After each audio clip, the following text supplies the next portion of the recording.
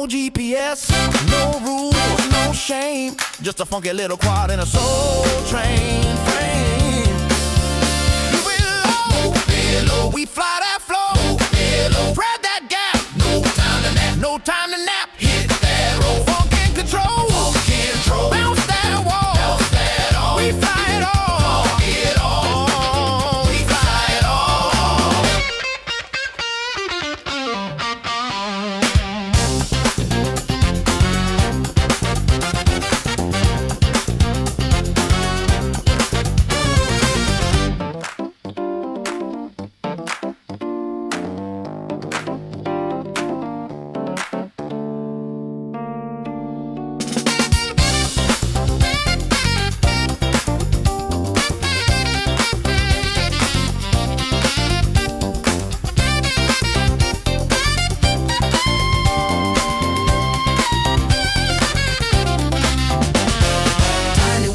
Funky and free, we fly indoors, we fly with glee. Whoop it, loop it, groove it, move it, bounce it, flip it, funk it, rip it, fly that soul, don't lose control. Tiny whoop love gonna make you whole. I thread the needle through the vinyl stacks, bounce off the mirror ball, never looking back. My quad's got soul, it's got style, it's got sass. It dips through the incense like a glass from the past. I'm flying figure eights through the lava lamp glow, dodging house plants like a funky pro. My whoops got rhythm, my sticks got heat. I'm the pilot of the party with the grooviest beat. I loop through the hallway, I dive by the broom. I'm the disco ghost in your living room. I hit that split that's over grandma's chair. She just claps and says, boy, you got flair. I'm flying freestyle with a velvet touch. My quad so smooth it don't need a clutch. From the shag rug to the ceiling fan, I'm the funky little fly with a master plan. The curtains dancing on the breeze, freestyle funk in my living room with ease. Tiny whoop magic bumping every wall. I'm the James Brown of flight, can't stop at all.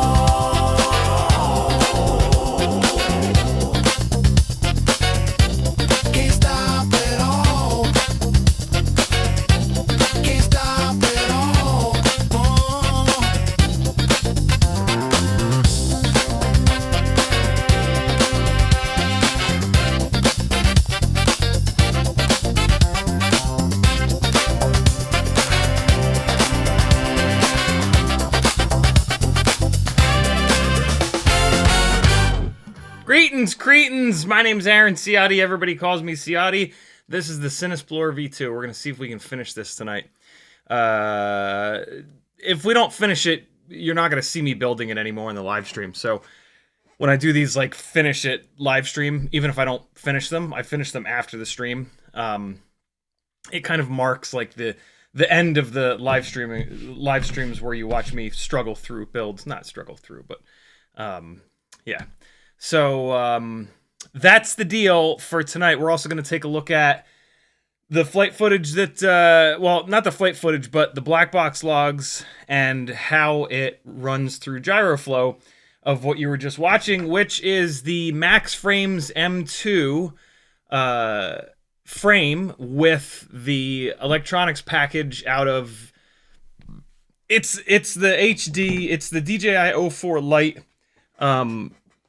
with Flywoo AIO with, at the moment, GEP-RC 1202.5, 10,000? Yeah, 10,000 kV motors set up that I've now bounced this electronics package and these motors between, I think this is like the third frame, and it's going to keep going. It's going to go over to the Bando Turtle 2.5-inch frame after this, and then I got in touch with Max from Max Frames, and he is going to be cutting me 4 of the, next time he has carbon cut, he's going to have 4 of these made, but he's going to have them cut rotated 45 degrees so that the carbon fiber strands go the length of the arms.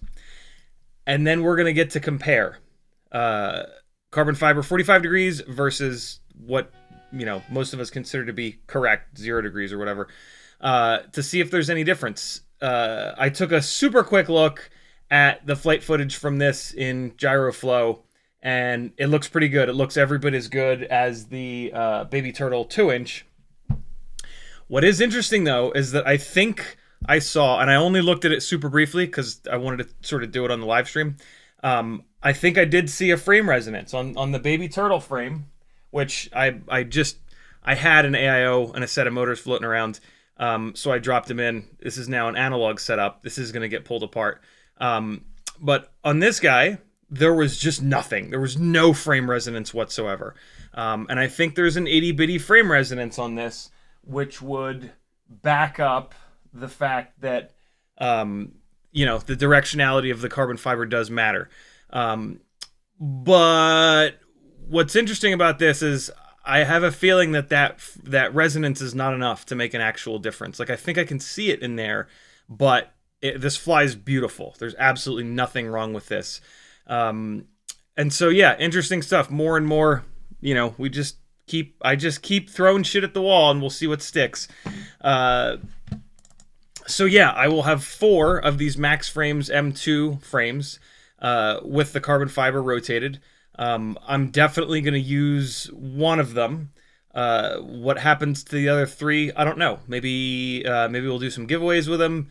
We'll see. But it'll be fun. I'm really looking forward to doing a head-to-head. This is, I don't know if anybody has ever really done this. I don't know if anybody has ever really done black box logging, done a bunch of testing between the exact same frame with the carbon fiber like this versus like this.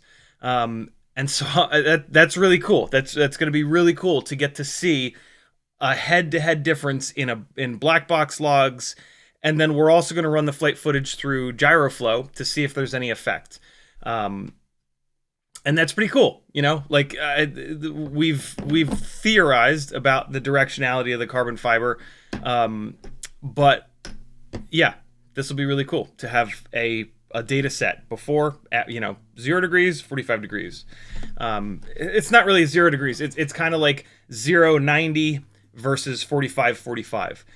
For anyone that's not a complete and utter FPV nerd, when you cut carbon fiber, so you could.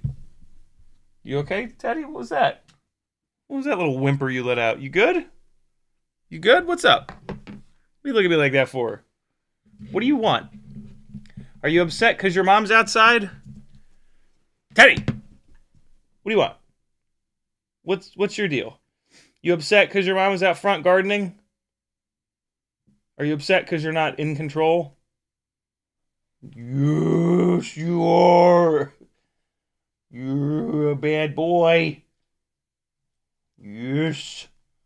Yes. Yes. Good dog.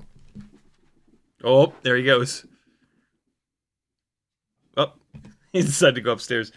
It sounded like it was time for him to do some laps around the couch, but what he's actually doing is running upstairs to grab his favorite toy, and then he's going to come here and jump on the side of the thing and smash his toy into me. Coming back down the stairs in 3, 2, 1. That little son of a bitch, he doesn't care about me.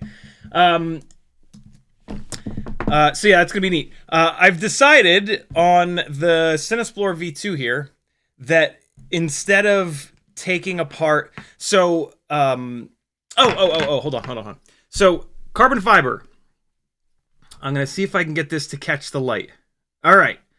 So, when it reflects off the light, you can see the weave there. What I want you to notice about the weave is that the carbon fiber... So, the top and bottom layers of carbon fiber are just for show. But what's important about the top and bottom layers is that when they lay the carbon fiber up, the carbon fiber is a whole bunch of individual layers here, okay? And so when they lay all those, when they do the layup of the carbon fiber, typical carbon fiber is going to have the individual strands going north-south, going either north-south or 45-45, it doesn't matter, and then 90 degrees. So it's going to be a layup of north-south, east-west, or 45-45. But it's a 90-degree angle between each individual layer on the inside of the carbon fiber. And it doesn't look like the top and the bottom. It's just a bunch of strands. It's kind of ugly. And so a whole bunch of these strands all next to each other, and then the next layer is a whole bunch of the strands all next to each other. The top and bottom layers they normally 99.9% of the time they show you the directionality of the carbon fiber. So if the strands are going north, south, east, west, the top and bottom layers, if you look carefully at them at the weave, they will show you that. And the way that the top and bottom layers typically work is they're weaved like that. And so what you're looking for is okay. And this camera's autofocus is jamming. Way to go, Sony. This is tough to see on this one. Is it easier to see on this? No. No. Here we go. Here's the base plate from the Cinesplorer V1. This will be super easy to see. I don't know if you guys are supposed to see my FAA numbers. So this is north, south, east, west. You can see that it's weaved, and you can see each row is going up this way, and then there's another row going that way, and then they're weaved together. So this right here, this is north, south, east, west. That's what that looks like on a base plate, okay? And so the top and bottom layers show you how the internal layers are laid up. Like I said, 99.9% of the time. It is possible, but super rare, that if the carbon fiber sheets are coming from a shitty enough supplier that they don't do that, and the top and bottom layers are just at a random rotation, but that's very, very rare. That would be really, really shitty carbon fiber and really shitty QC to basically do that, okay? For the record, there is a type of carbon fiber sheet called quasi-isotropic, or quasi-carbon. Quasi-carbon is laid up with one layer north-south, the next layer at a 45, the next layer east-west, the next layer at this 45, the next layer north-south again.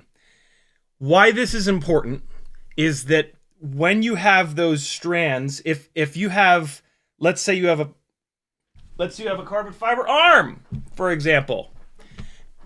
On a carbon fiber arm, the strands that are going the length of the arm are going to be very strong. The longer the carbon fiber strand, the stronger it's going to be.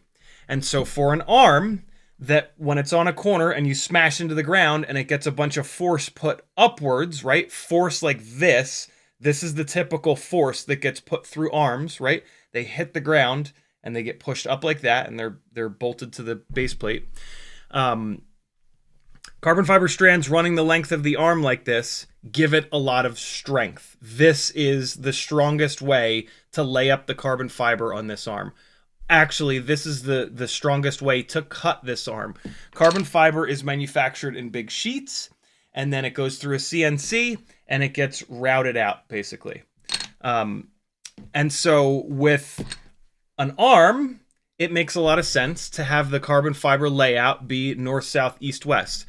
What actually makes more sense, the best possible way to cut an arm, is to do a hybrid of quasi with the normal layout.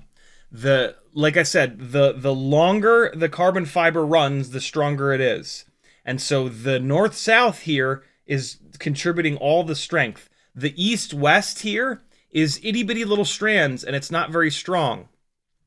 So a better way to do this, and FPV Cycle actually did experiment with this, unfortunately it's too expensive, the best possible way to do an arm would be to have north-south 45, north-south 45, north-south 45, north-south 45.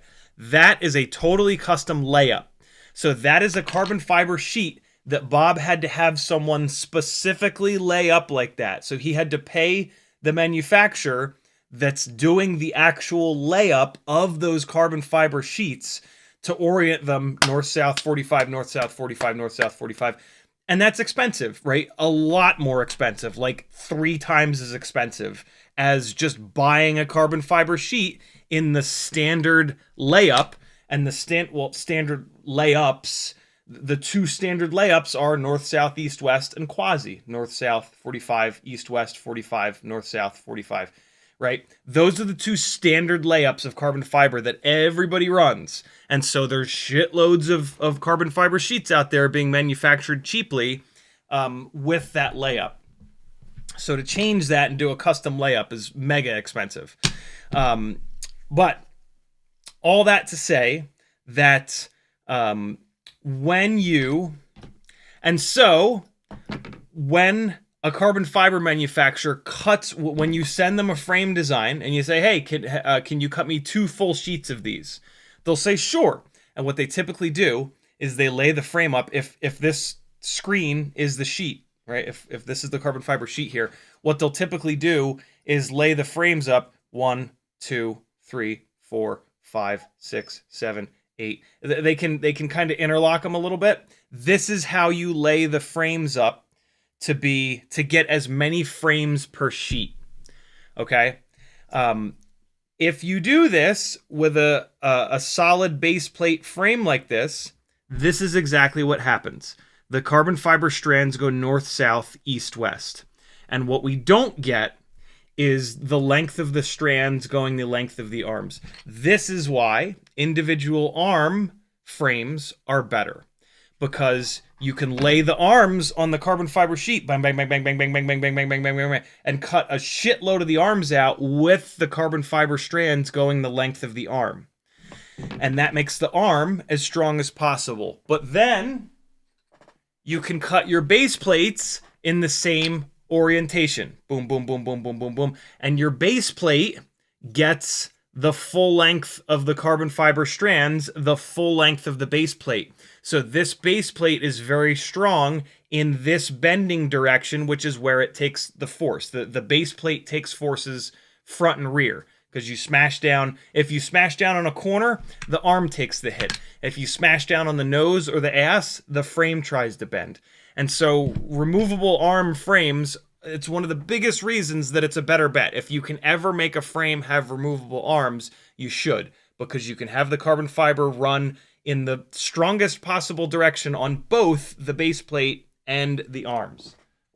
When you have a solid base plate, one of the reasons that a frame this small has a solid base plate is that in order to do removable arms, you've got to have a bunch of hardware in here. And the smaller the frame gets, the more of an impact that hardware has on the weight of the frame and the cost of the frame. So it's cheaper and easier to have a solid base plate cut. And so when you have a solid base plate frame cut, you have to tell the manufacturer, hey, I need you to rotate the frame 45 degrees so that when you cut it, the strands are running the length of the arms. And most of the manufacturers will understand that, and then they'll come back and say, cool, we can do that, but we're only going to be able to put 8 frames per sheet versus 14 or something like that. And so you end up you pay the same amount, right? You're paying for the carbon fiber sheet and for the time to cut it. And so there's more waste, and right, like it's a pain in the ass to do it that way. But what you end up with is a frame that is stronger through the length of the arm. Here's the interesting bit, though. These arms on this frame, where the carbon fiber is not running the length, these arms have carbon fiber going in the 45 and then the other 45, which is actually better than the carbon fiber that's going east-west, basically. And so it's not all doom and gloom. These arms on this frame are very resistant to rotational energy? Whatever. They're very resistant to rotation. If I grab this frame, I can't wait to have the one of these frames with it oriented the other way, because I've always had to do this test, one company's frame versus another company's frame. But you can really feel it. Like when I try to rotate these, it's very, very strong. this is not a fair comparison because the arms are shorter on the baby turtle frame, but when I take these and I rotate them, that's incredible. I can actually feel more give on the rotation here than on this frame, even though this frame has longer arms, which should be, which are less resistant to that. Yeah, the problem is, and so from my motor or my prop is out of balance standpoint, and when they're rotating around, they are going to create some rotational force. From that standpoint, having it laid up like this is actually superior. The problem is that is just on the rotation. Typically, we cut arms. We want arms to be as strong as possible when we crash, and we put energy in them in this direction. And what you can see here is that these arms are bendy. Whenever the carbon fiber is not running the length of the arm, you end up with bendy arms. Whether or not that causes problems with your filtering, your PID tuning, it's hard to tell, right? There's a million different variables going on. But we typically stay away from this because the arms get bendy and then the arms can kind of flap around, and or when you crash, you're going to get more give in the arm, and that can delaminate the carbon fiber. The more you bend carbon fiber, the more you delaminate the individual layers, and then it gets weaker and weaker and weaker. What's interesting, though, is that the more bendy the arms are, the longer of a period of time that it's going to dissipate that energy. And so if you have a frame design where the arms are thick enough, which it seems like this Max Frames M2 is, because I've crashed this pretty good and it's been totally fine. And I've talked to Max about the durability, and he's not had many fail on them, and he's cut a lot of these and sent a lot of these out. It seems like the frame design has worked well with the directionality of the carbon fiber, and we have a frame that is durable enough. That being said, with the carbon fiber rotated, you might be able to do things like make these arms thinner, and take advantage of the extra strength from the strands going the length of the arm, right? And then with a thinner arm, the frame is lighter and there's less disturbance to the thrust. It's yet another scenario in FPV where there's 18 different things that all kind of mesh together.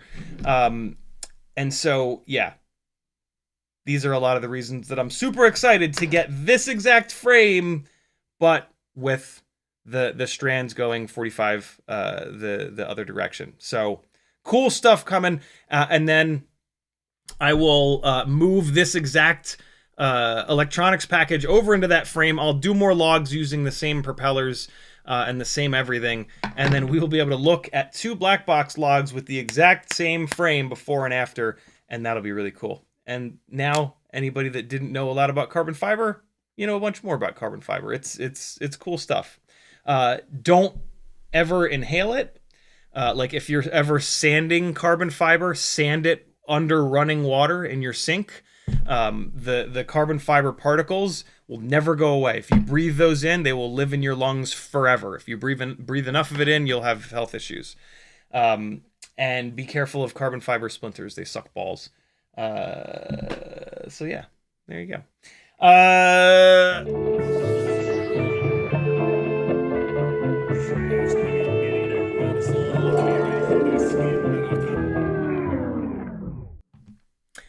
That is Mighty Car Mod's little thing. Go subscribe to their channel. It's the best car YouTube channel on the internet. Drublick Mike sent me a very cool little care package that I'm very excited about. He's got some 85A TPU that he's been printing. Typical TPU is 95A. This is the shore hardness. The higher the number, the harder the carbon fiber. And so 85A is much squishier than 95A. Do I have one of these? I do. So this is Scene Smart 95A. And if I take it and squish it, like, yeah, it's squishy, right? Like, it's got some give to it. This is the camera mount that I'm using on the Baby Turtle. And so 95A TPU, pretty squishy. This is the camera mount that I would love to have a little bit of soft mounting. And in watching these live streams, Drublick Mike got some of the lower shore hardness TPU, and good God, and fought with it to get it to print correctly. And it is definitely, like, obviously more squishy. And so we're going to see when I move, eventually I'm going to move this electronics package back into the Baby Turtle 2-inch. We'll get to see if a little bit softer of TPU will do a little bit of soft mounting to help us out with our vibration problem. So very, very cool. Thank you so much for this, Mike. This is awesome. He also printed a couple of these camera mounts for the AOS Cinas. Same kind of deal. The 04 Pro has some of the same issues. It's not as bad as the 04 Lite, but it has the same issues with an overactive gyro, and so running it through GyroFlow can still cause problems. So some really cool printed stuff here. I'm excited to try out. And then he actually sent me a HD0 Gamma, so we can swap this fund into something else. So I'll be able to get my 3-inch frame with the 04 Lite back on its feet, which should be very, very cool. And hopefully this doesn't catch on fire like the Tune RC Poly F405. I don't think it will. This is an AIO that is set up for, I want to say 3S to 6S. The Tune RC Poly F405 is an AIO that's for 2S to 4S. I was running it on 4S with pretty powerful motors. I never, ever, ever recommend that you run an ESC at its limit. If an ESC is 4S to 6S, don't necessarily run it on 6S. Run it on 5S. Unless it's like a 5-inch ESC, right? If it's a big, beefy ESC, you'll be totally fine. But especially like with the smaller ESCs and especially with AIOs, if they're rated, 2S to 5S, sure, run them on 4S. Don't run them on 5S. It should be okay, but often it's not. These electronics are getting made as cheaply as possible by sort of the lowest bidder. What do you think they spent all that money on? A hammer? A sickle? He sent me a little newbie drone race with the direct soldered stator winding motor wires, which is rad. I don't know what I'll do with this. I might do some upgrades on a live stream, fly it around, and then, I don't know. I'll do something with it, though. We'll do something cool with it. And then there's a 3D printed case that I actually didn't even look at. Hang on. Let me take a look at this. Very cool. What appears to be a 3D printed Whoop case. Ah, cool. A couple of extra frames in here. This is the exact same design as the custom FPV one, but it doesn't have any logos on it. I'm assuming that this design, which I love, must be on Thingiverse somewhere. Mike, thank you so much, man. Very cool. Very cool care package from you. And then Matthew Arose apparently wants to see me test some more motors because he sent me some motors. We've got a set of Happy Model 1103s. So I've now got kind of like all of the different... I'm sorry, not 1103s. These are... Wait, no, are these 1103s? These are. These are the 1103 11,000s. I actually already... I don't know why I thought this was a different size. I have a set of these going on the... I put these onto the analog 2-inch setup here. But they're kind of fragile. And so you kind of have to have extra of these Happy Model 1103s. I will probably, since those are tied up on that rig, I will probably throw these onto this setup to see how they do from like a are they balanced standpoint. So this is really cool to not have to pull. I just wouldn't pull them off that rig. So that's really cool. A set of these GemFan 5131s. But it looks like it's only 3 of them. No, there's 4 of them in there. So next time I fly 5-inch, I'll try these peach-colored 5131s. And then a Caillou mini frame, which is awesome. I have the one, but I've seen people break these frames before, so it's really cool to have an extra Caillou mini frame. And then some T-Motor 1203s, which are absolutely awesome. I've been talking about wanting to try 1203s, but like it's not that much of a difference between the 1202.5. I would rather kind of jump up to the 1204, which I now have. I robbed these off of a toothpick that I was just never going to rebuild. And so, yeah, now we can try 1202.5 versus 1203. These are the T-Motor 1203 7000s. I'll be very interested to see how 7000 kV does on 2S. These might need 3S. If so, that's kind of cool. I have a bunch of 3S batteries already. I'll swap it over to XT30 so that I can then run it on 3S. So very cool. Matthew Arose coming through with some stuff for some more testing. And that's awesome. Thank you guys so much for being so awesome and supporting the insanity that is me unscrewing and screwing things together for hours a day, every day, to find the magical combo that you can then all do and have the best possible flying setup ever. And or just, you know, as I do this, learning about each different setup so that you can not just copy my homework, but, you know, do your own homework and build something that has the exact right runtime for you, the exact right amount of power that you want, the right amount of durability, all that stuff, right? So yeah. In the chat, you can FPV was first, Levster was next, Fizz PV, Brandon's Baked Beans, Sporny, Frank Dr. Nicholas, Uriel, FPV Toast, Matthew Wegner again, Sleepy CBR, Uriel, B. Mondin, Sporny, Doc Holiday, FPV Toast, Metal Dirtskin, Jose. I think I got most of you. Thanks for hanging, friends, on this Friday night. It's cold as shit here in Georgia all of a sudden today. It's been really warm over the past couple of weeks, but yeah, it's cold right now. If you want to talk directly to me, type at CiottiFPV. If you want to support me and you like these live streams and would like to see them continue, go to CiottiFPV.com and do something. Change your bookmarks to my affiliate links. Join the Patreon. That's the best thing that you can do, and you get a ton of benefits from it. Book some one-on-one time with me through Fiverr, or just message me and we'll do it. We'll get it set up. Lots of different ways that you can support your gangly buddy. Also, my replacement HDLRC 1202.5s have arrived. I ruined 2 bells for these motors trying to remove magnetic dust with hot glue. Don't be like me, kids. If you have to clean your motors, don't use a hot glue gun and expect that you'll be able to peel the hot glue off without shit getting all over the place. Go to the goddamn store, get some Fun Tack, and use Fun Tack to clean your motors out.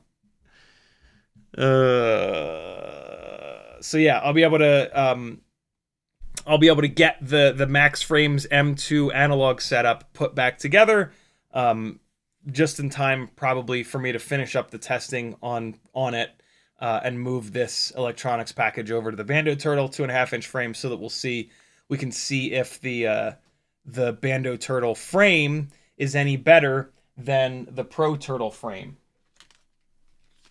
with its long, gangly arms. I doubt it, but you never know.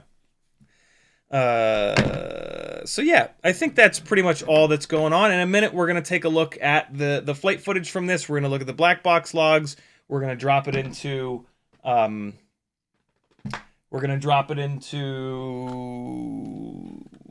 Gyroflow, and we're also going to take a look at the goggle DVR here.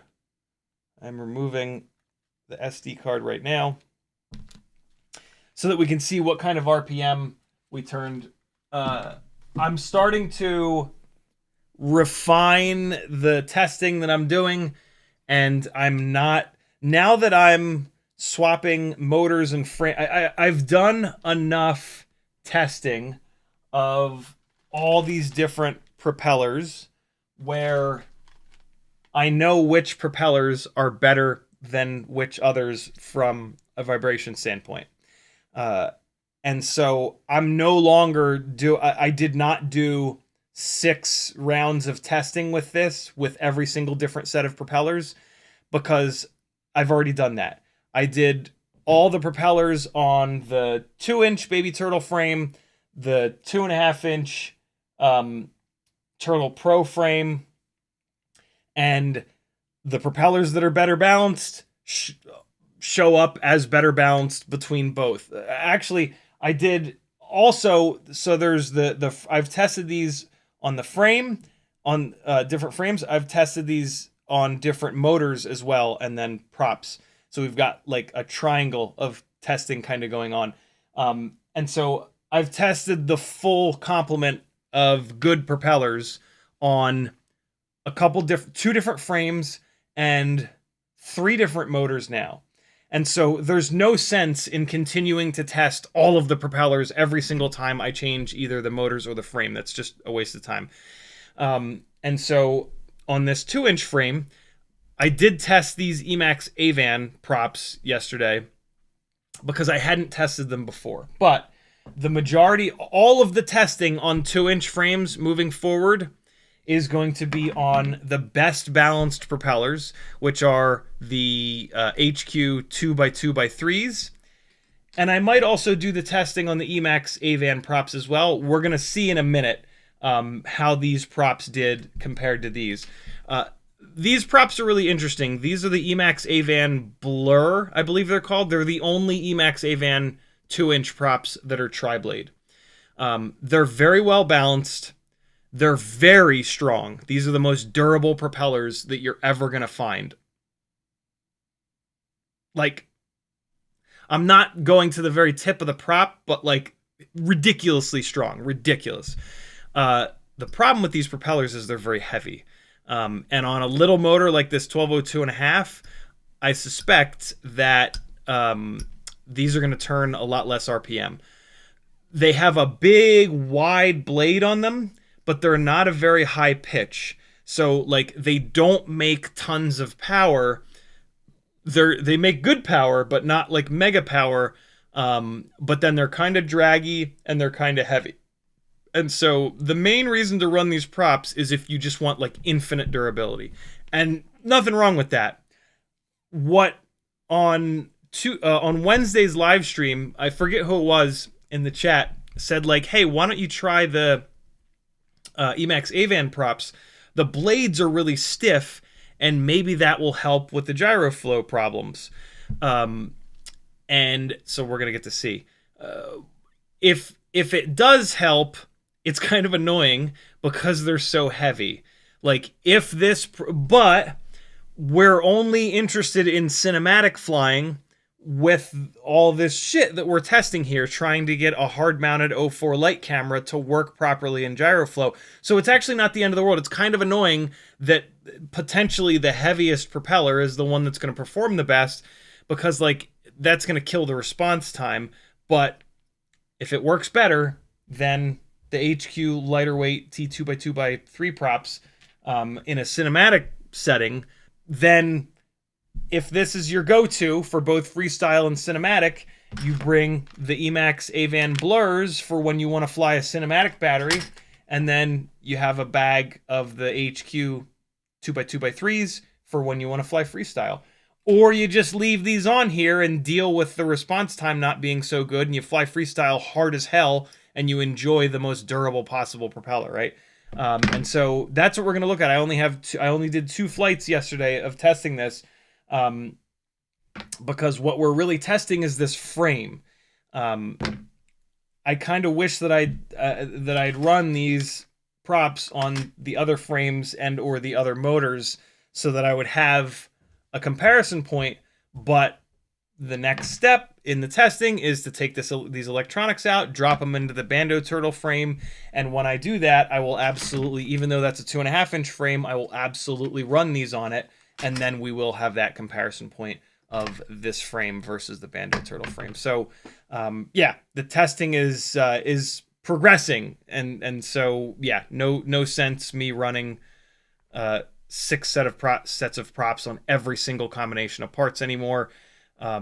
it has become very obvious which propellers are balanced and which ones are not.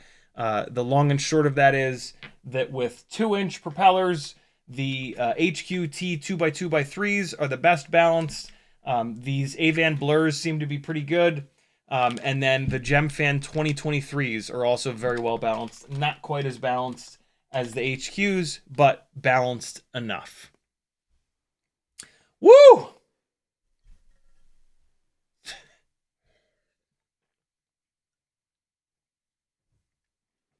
All right. Did you get all that?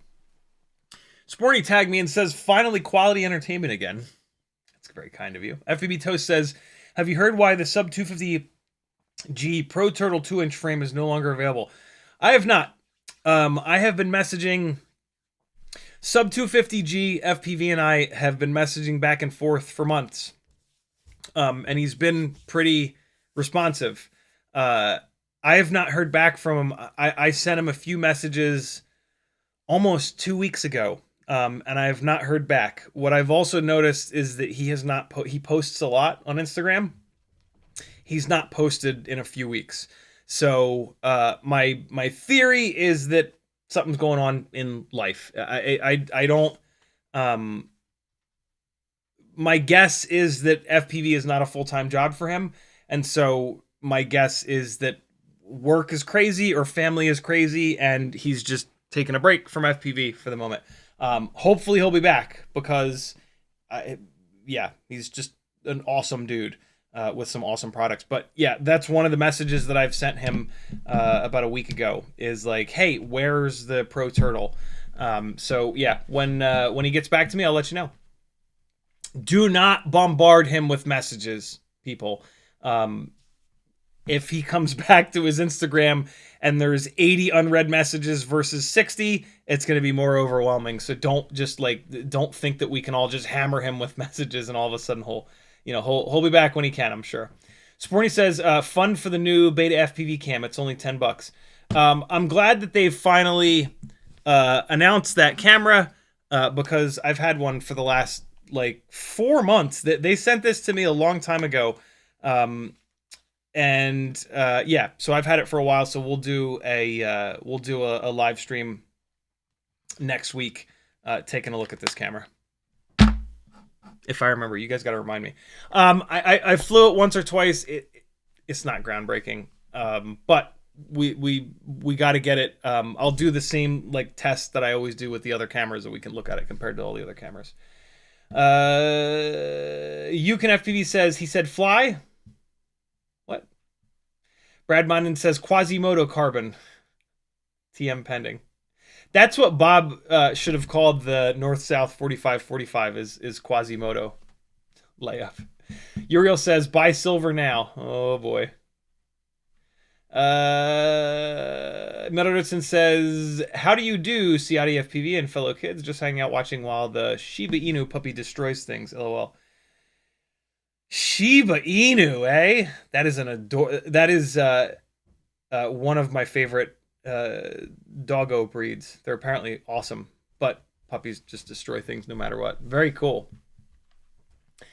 Beemonden says, are you still thinking 2-inch is going to be your favorite because I went all in? I do. Also, do you think we are pushing BT 3.0 to the limit? I do not. Weren't you pulling way over 20 amps? What about the MT 3.0? What's MT 3.0? Is that a typo? M is near B on the keyboard. 3.0. Connector. I think that might have been a... Wait, no. Denali Electronics? Look at that! Oh, shit! I've not seen that before. Huh. Okay. First I've seen of that. I don't think that we're running the BT 3.0 beyond its limits, but that's based on nothing. That's based on none of them having melted by now. Yeah, I mean, look, on a given battery, we spend fractions of a second at a time at full throttle pulling those kinds of amp numbers before the battery sags down and the amps dump. And so like even if BT 3.0 is rated to 30 amps or something, and we pull 35 or 40, we only pull that number for a split second. And so we're only, we only have a split second of loss, pulling over the amount of current. I would become worried if we started to have situations where they were melting, right? And like you would know that. You would go to unplug the battery and be like, what the fuck? So yeah, I'm pretty sure that BT 3.0 is fine. But again, that's based on nothing. Uriel says, do they laser cut the frames or mill them? They mill them.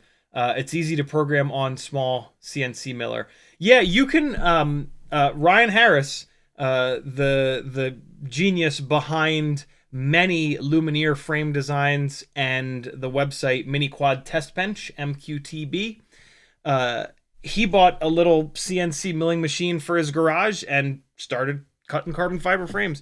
The 7-inch arms on this glide that are 6 millimeters thick, he cut. It broke his CNC machine for like a year, but yeah, he's been cutting his own carbon. He started doing it because he needed a way of rapid prototyping the frames that he was designing. But yeah, it's totally doable. Cutting it's dirty fucking business though, because you've got a ton of carbon fiber dust that gets created from the milling process.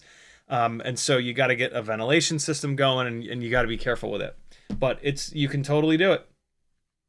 It is absolutely a thing that any one of us could do in our garage. Meaderton says, so are the GemFan 2-inch significantly worse? I wouldn't say significantly worse. I would say a little bit worse. So like if you have a shitload of the GemFan 2-inch props, just run them. Especially if like you're flying freestyle. If you're going to fly cinematic and if you're going to go to a really cool location and get like a once in a lifetime shot, fuck no, don't run them. Get the HQ T 2x2x3s for $5 whole, and you'll have the best chance of getting good quality, no jello footage that'll go through gyroflow. But for freestyle, the GemFan props are completely fine, totally fine. And I think they make a little bit more power, and they might be a little bit more efficient than the HQs. So especially for freestyle, yeah, they might even be more durable, to be honest, because the joint. What I don't like, what I've always not liked about HQ props is that between the blade and the hub, the propeller blade just like rams into the hub. GemFan does this with the material where it hits the hub. And on HQ props, what I find is they'll fold right at the hub. And with GemFan props, I typically don't see that happening. So for freestyle, the GemFan props actually might be better. I have a funny feeling they might be a little bit more durable. I'm soon going to start working on my tiny octocopter meme build. Oh, nice. Jules says, do you have any RC cars? Just one. He says, I recently got addicted to RC drifting. I'm struggling to choose what I want to do, either drift or rip the Cinewhoop. I need 4 hands. I just have one. Jesse from Cinewhoop, a while back when it first came out, sent me the very cool K car, and then this is actually what started all of the man. This was a long time ago because I've been chasing RC drift cars for over 2 years. And this is what started it all. Jesse sent this to me when he was about to put it on his website, and I had Florence, Maggie's 16-year-old, drive this thing around in the basement here, and I chased it around with a Cinewhoop and was like, "Oh, that's really, really fun and really, really difficult." And I was like landing in the back, and it was super, super, super fun. And so, yeah, this is the only RC, ground-based RC car that I've got.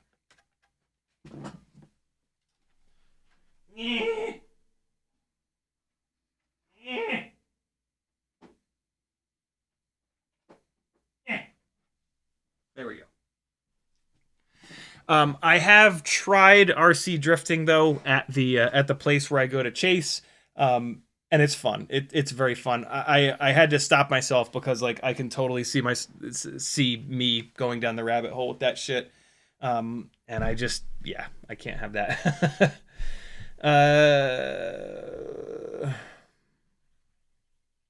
Yuke says, did you get the 16:9 Air camera? You know, I'm not even sure.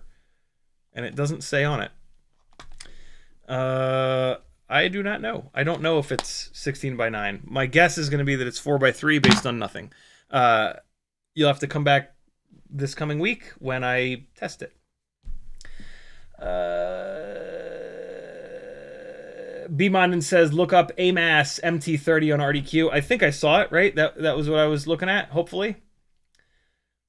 FizzPV says, just got done assembling an Air 75 V2 frame with the Matrix V2 AIO and the 1102s from the 75. I think that's a typo. 75 Pro. Very cool. That's going to fly good. Cole says, we don't need all 3 wires to be that thick. The 3rd wire on BT 3.0 is a balance lead. Yep. And usually it carries minimal current. Yeah. I mean, when you hook a BT 3.0 up to a quad, that 3rd wire didn't do anything. It only does anything while you're charging them. So yeah, that 3rd wire doesn't need to be big at all, unless you want to charge your batteries at like, 3 or 4 or 5 amps or something like that. But don't do that. Uriel says it's a nice learning process to learn CNC for the kids. Good content also, not so difficult. We cannot do everything like I do. Yeah, it would be interesting to learn CNC, but boy, do I have a lot going on. If I ever needed something to take up extra time, I might, but I doubt it. Mo Penguin says, currently driving myself nuts trying to design something in CAD. I'll have to rewatch the first hour, LOL. Cole says MT30 makes sense to use as connectors for big motors because big current brushless requires 3 beefy wires. Okay, that makes sense. Oh, is MT30 what people have been using for the motor connectors, the quick detach motor connectors? Hey, look at that! I'm caught up. Cool. Let's. I have put #6 batteries into the live stream title for a couple streams in a row, and I haven't flown. Hopefully, I always hope that inspires you fuckers to fly your 6 batteries for the day. I'm actually gonna fly a few batteries real quick. We haven't done it in a little bit, and I want to keep pounding on the indestructible whoop to see if we can destruct it. So let's do it. Hey. All right. So this is Mobulus. This is a newbie drone cockroach V3 frame. Weebleed 0702 40,000 kV motors with the 1.5mm motor shaft. Gemfan 1219S propellers with the 1.5mm motor shaft. What is it, a 2G4? I think it's a 2G4 AIO, Mobula 6 canopy, Runcam Nano 3 camera, and ORT Micro V antenna. This is hands down the most durable Cinewhoop setup in the world. In the world. Transmitter, turn on.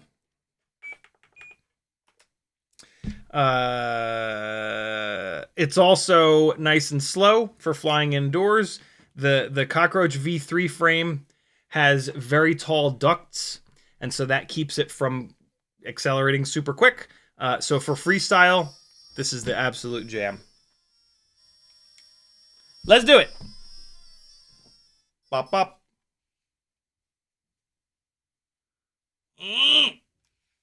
Hang on. Yeah. Okay, yes, beautiful. I was just hoping that these goggles would start to beep for no reason, because I did just charge this battery, didn't I?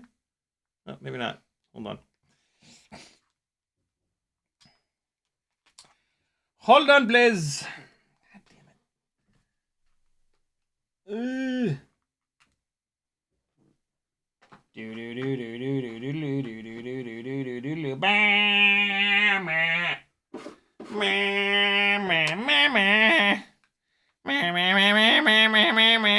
Who played Spy Hunter on Nintendo when they were growing up?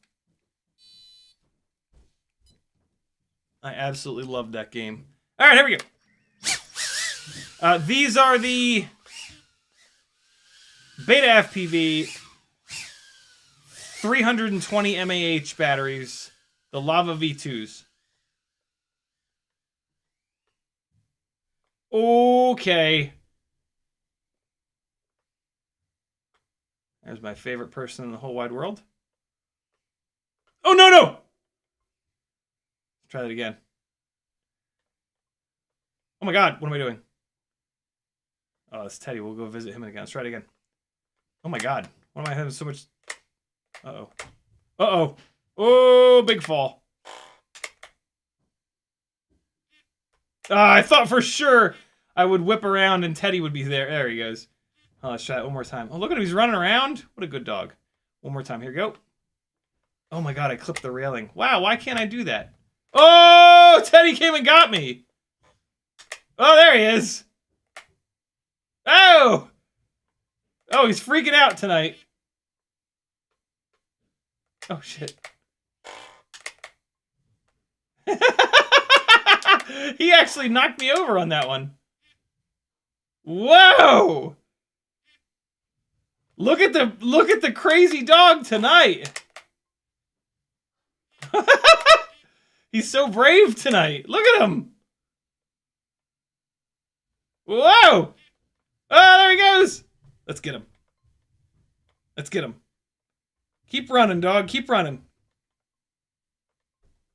Whoa! Whoa! I can hear him. What's funny is, like, I can hear him as I see him. Where'd he go?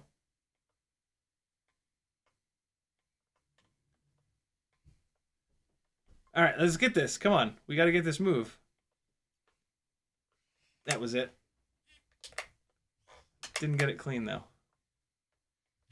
At least you get to see what I was trying to do. There he goes again. Look at him. He's crazed tonight.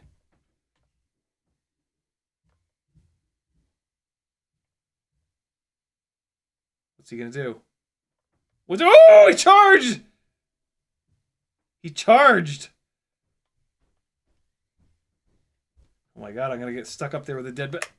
Why didn't I get out of the way of that?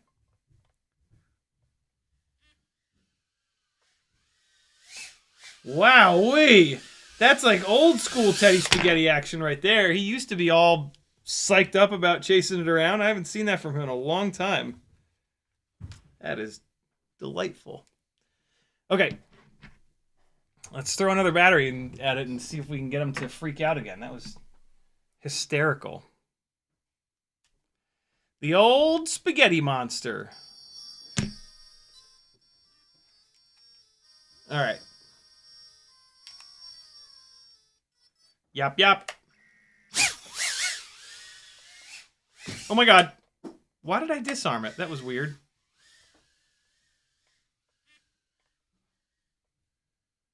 Bottom. Bottom. Bottom. Bottom. Bottom. Bottom.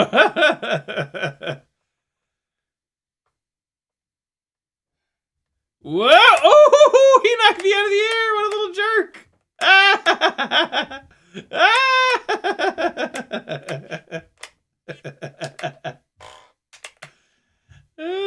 He's got me cornered. He's freaking out.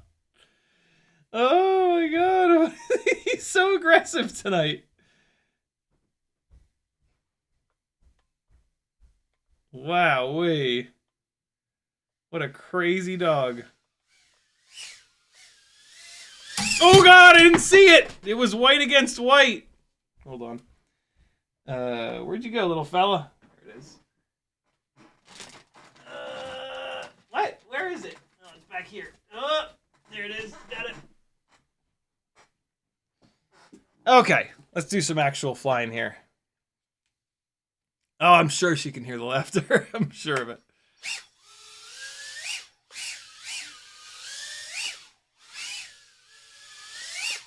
Ah! Was was all going so well. Oh!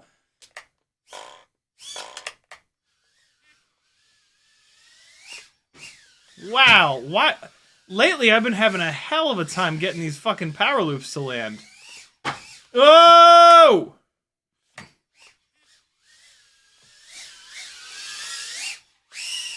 Woo! Big full throttle hit on that one. Oh my god. Wow, again, I can't. All right, hold on. Let's figure this shit out. Nope. There we go. Okay. Nope. What am I doing differently lately? I know what I'm doing differently. So, it makes it a lot easier if you go up and then back. What I've been doing lately is straight through, big throttle burst. And when you do a big throttle burst like that, and you try to both throw yourself up and back at the same time, it's not going to be as... You're not going to hit the thing... You're not going to hit it as often, because you got to both... yeah, you got to do both things at once. You got to hit... you got to have the exact right angle, so you're flying through, you're pitching back, and what I'm doing lately is waiting, and then full throttle, and then through. Whereas a better way of doing it is going to be to come through, go up, and then back. Because you go through, you pitch back, you look up at the ceiling, right? The camera is now looking up. You look up at the ceiling as you come up and say this is the ceiling, the top of the frame here. I can see when the ceiling is nice and close, and then just full throttle burst to just push myself back. So I'm basically going elevation up when I can see it, versus the other way of doing it, the harder way of doing it is to go through, and then you're just going to guess. And then, and hopefully you throw it high enough, but not too high, but not too low. And then you also have to get it, throw it back far enough. So, yeah. That's why I keep missing these, because I'm doing them in a different kind of way. Not a better way. Kind of a worse way, because I'm missing them all the time. All right. Whew, jeez. Oh, come on now.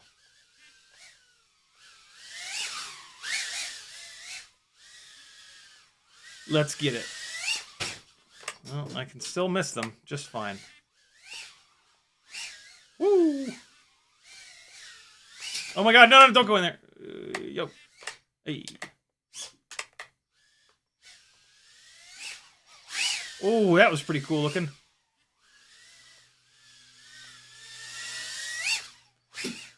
See what I mean? I'm trying to do them in a better way now. Up and then back. Up and then back. Up and then back. Make sense? Hope that makes sense. I don't know how else to describe it.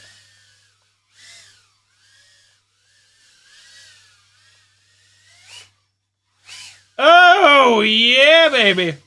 Oh, the big mega power loop. Oh. That was just me being sloppy. Hey. Let me out of here. Let me out of there.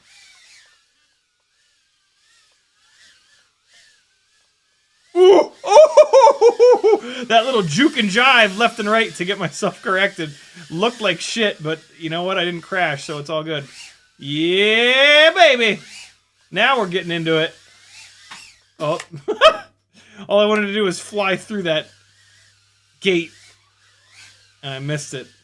Up, then back. Oh, yeah, bro.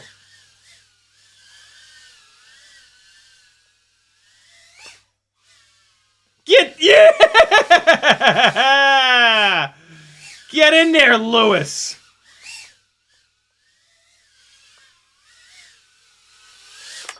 Don't over discharge your Whoop batteries. It takes 1 second to unplug, grab another one, and plug it back in. Run them down to 3.5 and then land and swap it out. And your batteries will last a lot longer if you do that. Tim Gun Theme, stop playing so that I can fly.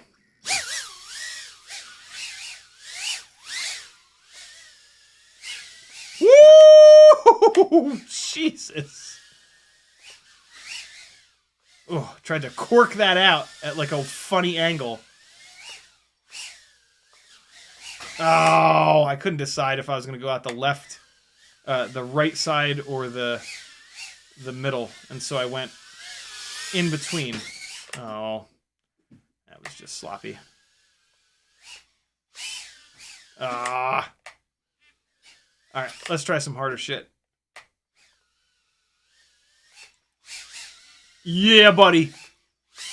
Yeah, nope. I love doing stuff twice in a row, but a lot of times doing something difficult, the exit from the first time, you're not in the best position. And then so doing it the second time is even harder. I missed it. Ooh! Cut that real tight.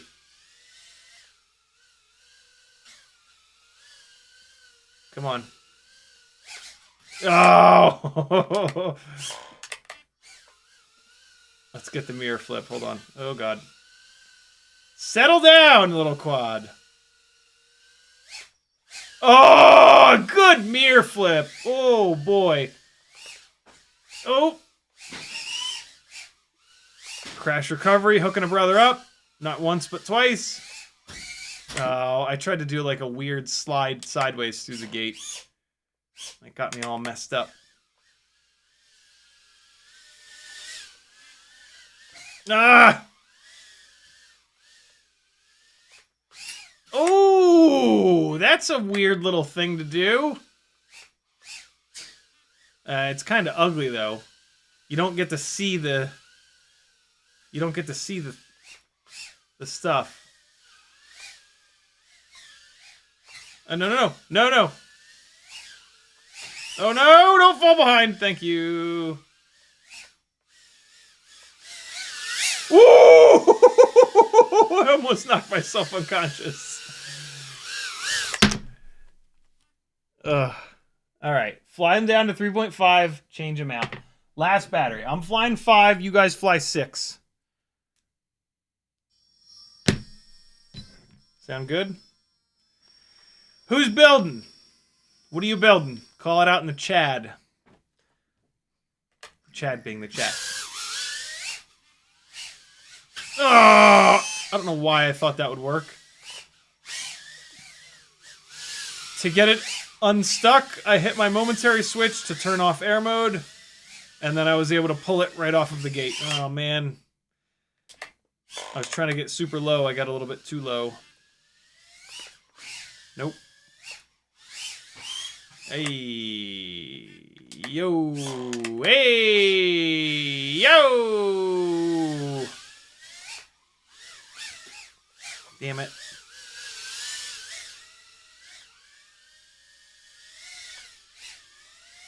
Nope. I had to make a big correction, and when I have to do that, I almost never hit that power loop.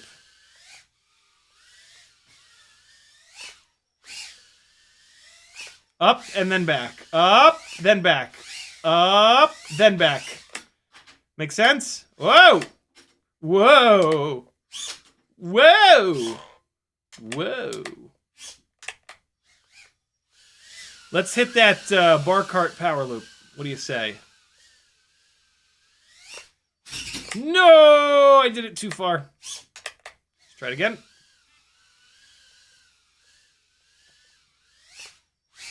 Oh, that was the one. Yeah, it's just as quick as I can blip, full throttle blip.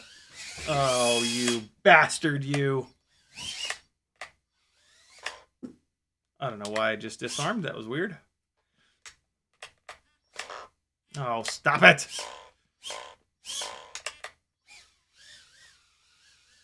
Come on, let's get it. Nope. That wasn't it. No! Oh, what? Stop it. Stop it. Let me fly.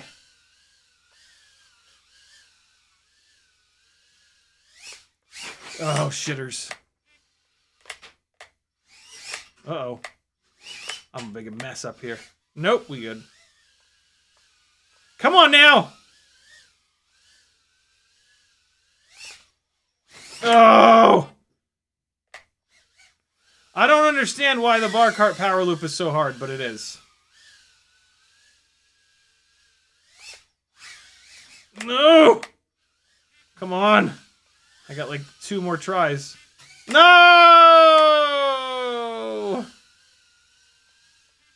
Oh my god, why can't I get my up, down, left, and right under control to get through the tunnel here? There it was. That would have been it. That should have been it. That could have been it. That wasn't it. Come on, I gotta get 1! This is the last battery that's charged. That's the one. Oh, it wasn't clear. It wasn't totally clean, but I'll take it. Oh, that was more clean, but it didn't go through both sides. Between those two, I had one that was correct and one that was clean. So, you know, between those two, we kind of got a good one.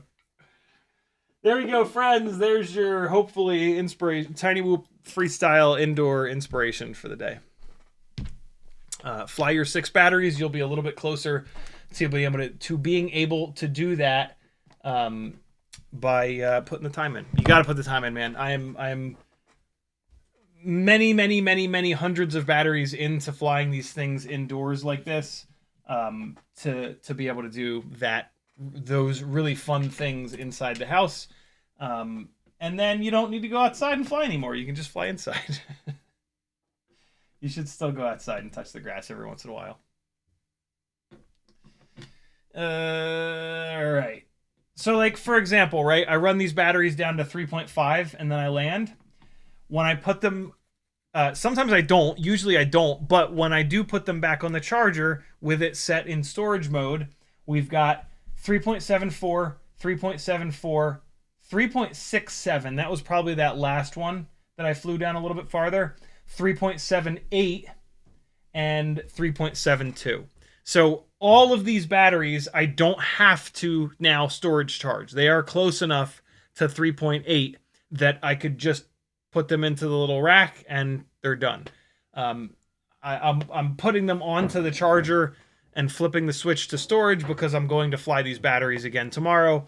But yeah, when you land at 3.5, you don't have to storage charge them. And that helps, but also you're just not over discharging them. Batteries don't like to be run down to 3.2, 3.1, 3 volts. And so by landing at 3.5, and when at 3.5 volts at a hover, if you go full throttle, it sags it down to like 3.2, 3.1. And so by landing at 3.5, you're reducing as much wear and tear on the batteries as possible. The ultimate freestyle Cinewhoop is holding up really good. This propeller is trying to come off though. That's interesting. Whenever you're done flying, pick the quad up, give it a little bend, make sure nothing feels broken, and then put your index fingers on top of the motors. You can feel the little motor shaft peeking through. When I did that just now, I felt motor shaft, no motor shaft, motor shaft. And when you look at this rear motor number 1, the propeller is starting to lift up and off the motor. And so now I can just push it back down. Ooh, I think I drilled this propeller out a little bit too aggressively. But I'll just keep an eye on it. Now it's back down. These little guys don't make a ton of thrust, but it's more the collisions that I'm convinced that push the propellers up and eventually off. All right.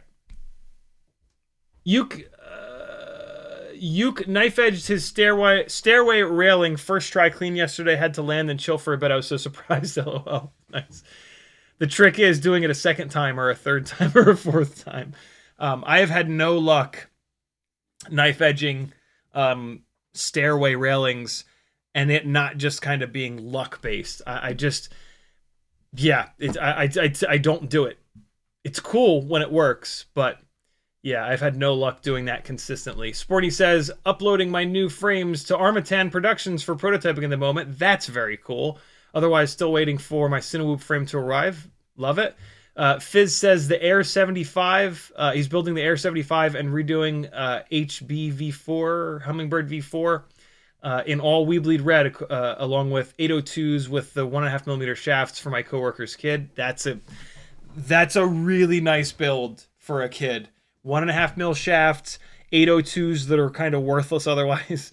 Not worthless, but the perfect build.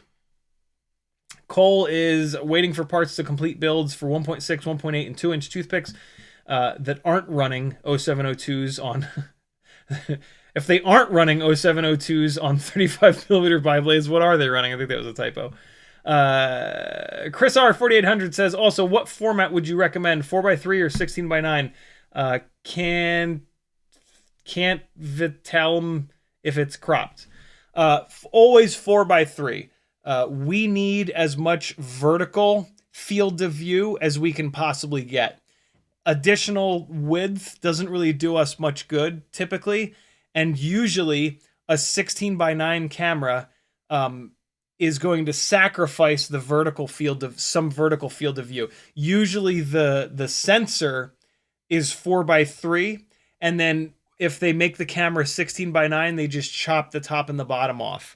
The Beta FPV camera, I don't think that's the case, because the field of view of the 16x9 new Beta FPV camera is like 172 degrees, I want to say. And then the field of view of the 4x3 is like 148 or so. And so I think that in a very rare occasion with this new Beta FPV air camera, I think they're doing one of two things. They're either using two different sensors, a 16x9 sensor for the 16x9 camera and a 4x3 for the 4x3, or they're using a 16x9 sensor and then just cropping in for the 4x3.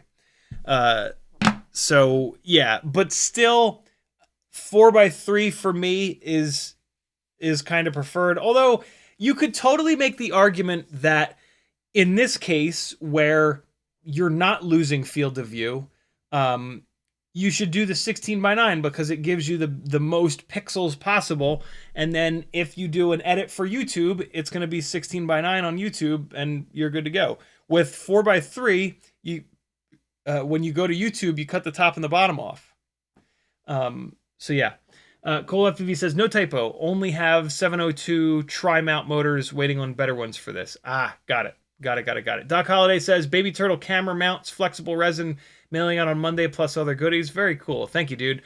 Yeah, Doc Holiday's been doing some resin printing. I can't wait to see what it looks like and how flexible it is, basically. Yuke says, yeah, that's one I usually try once or twice for that reason, but wanted it on DVR. It took 10 more tries to get it again. Yeah, me too. That's about how many tries it takes me to get it. Breezy Duds, it says, in Blue Jay, is there a specific HZ? Hertz setting you prefer? 24, 48, and for D-Shot, when do you use 300 versus 600? Great question. So 3 different options for PWM frequencies: 24, 48, and 96. 24 is going to give you the worst efficiency, the worst power, but the best braking. Also the most electrical noise. So 24 is pretty rare unless you're desperate for the motor braking, which if you're running a setup with smaller motors and heavier props, like a lot of the 7-inch builds, a lot of times 24 is like a miracle for setups with with a lack of response time from motors that are too small or propellers that are too heavy. But typically most folks stay away from 24, because it's more electrically noisy and because you lose power and efficiency. 48 is the best like 99% of the time. It's the perfect mix of still good motor braking, more power, more efficiency, and less electrical noise. 96K is only really good for efficiency. Most bind and flies, unfortunately, come set at 96K because runtime sells quads. And so for a manufacturer, if they can say, oh, this thing runs for 9 minutes, more people are going to buy it, regardless of the fact that it's going to fly like ass, because 96K sacrifices a lot of motor braking. Why motor braking is important is that if you want to do a roll, what you want to happen is for these motors to accelerate and these motors to decelerate.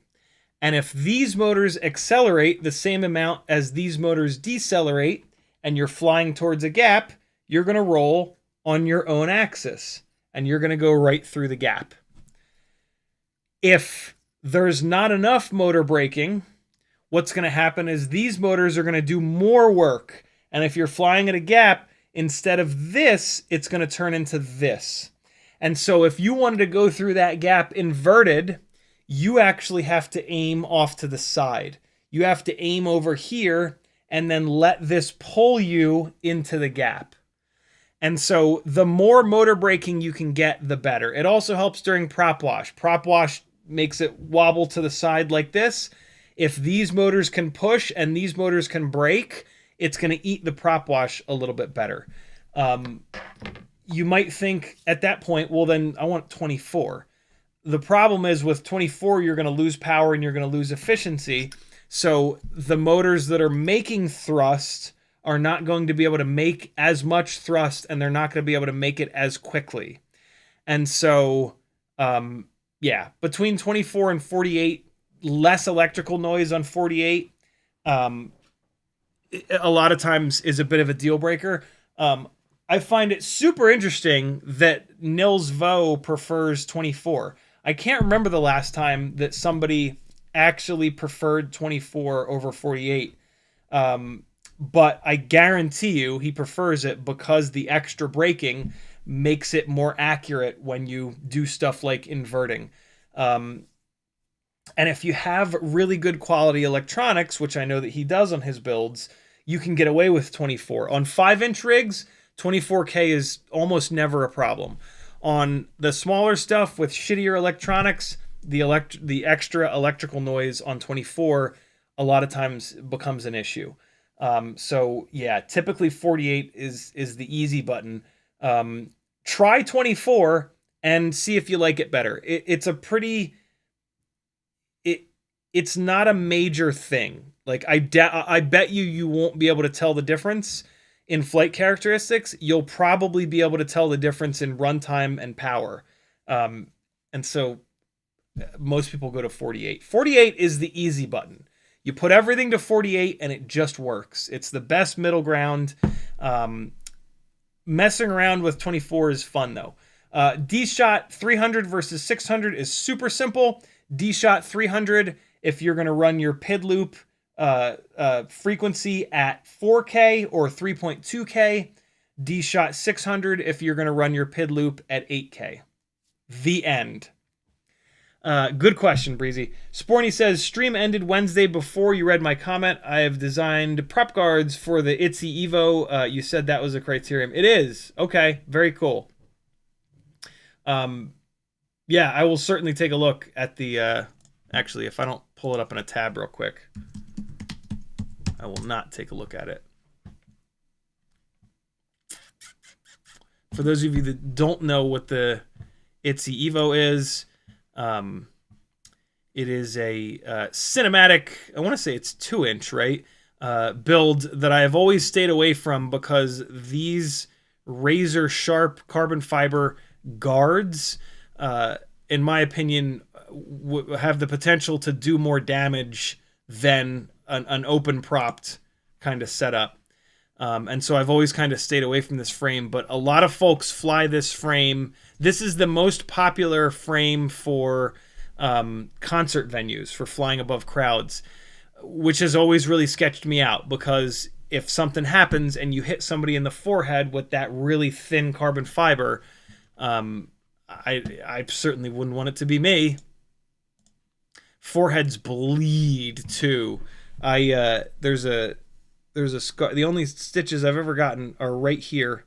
I ran into a door in middle school. I was running to the bus, and somebody threw open one of those giant metal auditorium doors, and I was like leaning forward, running to try to get to the bus, and I caught that door right here, and I'll never forget it. Like, I was running forward, backpack full of books, and I fucking slam into this door, and so I'm like running with my arms down here. And like in the amount of time, so like run, bang. And in the amount of time that it took me to raise my hands up, like when you hit yourself, you always like grab it. In the amount of time it took me to raise my hands up to my face, they just, by the time they got here, they were soaked in blood. It just like, and then it just kept bleeding and bleeding and bleeding. It looked like a fucking crime scene, dude. It was all over the floor. It's funny, like I was running down the hallway like this, and then like the nurse's office was just over here. So it was like run, bang, run, left, nurse's office. It's like I walk into the nurse's office, fucking covered in blood, with it like squirting out of my forehead, all over my hands, all over my clothes, everything. Or I can't imagine being a nurse having this little skinny middle schooler just run in, just squirting blood everywhere. That shit was crazy.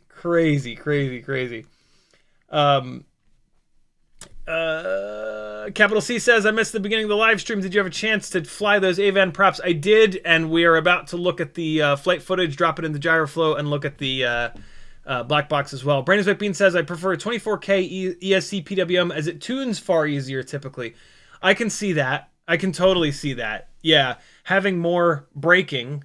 Yeah, I mean, look, like if when a bad behavior happens and you have a lot of thrust, it's always going to throw it off, right? Like the more braking you have, the more you can do on your own axis, right? If you have a lot of motor braking, it'll allow the quad to fly within its own axis rather than it flying in this weird, like, cylinder or ball shape that tends to happen when there's a lot more thrust on one side than braking on the other.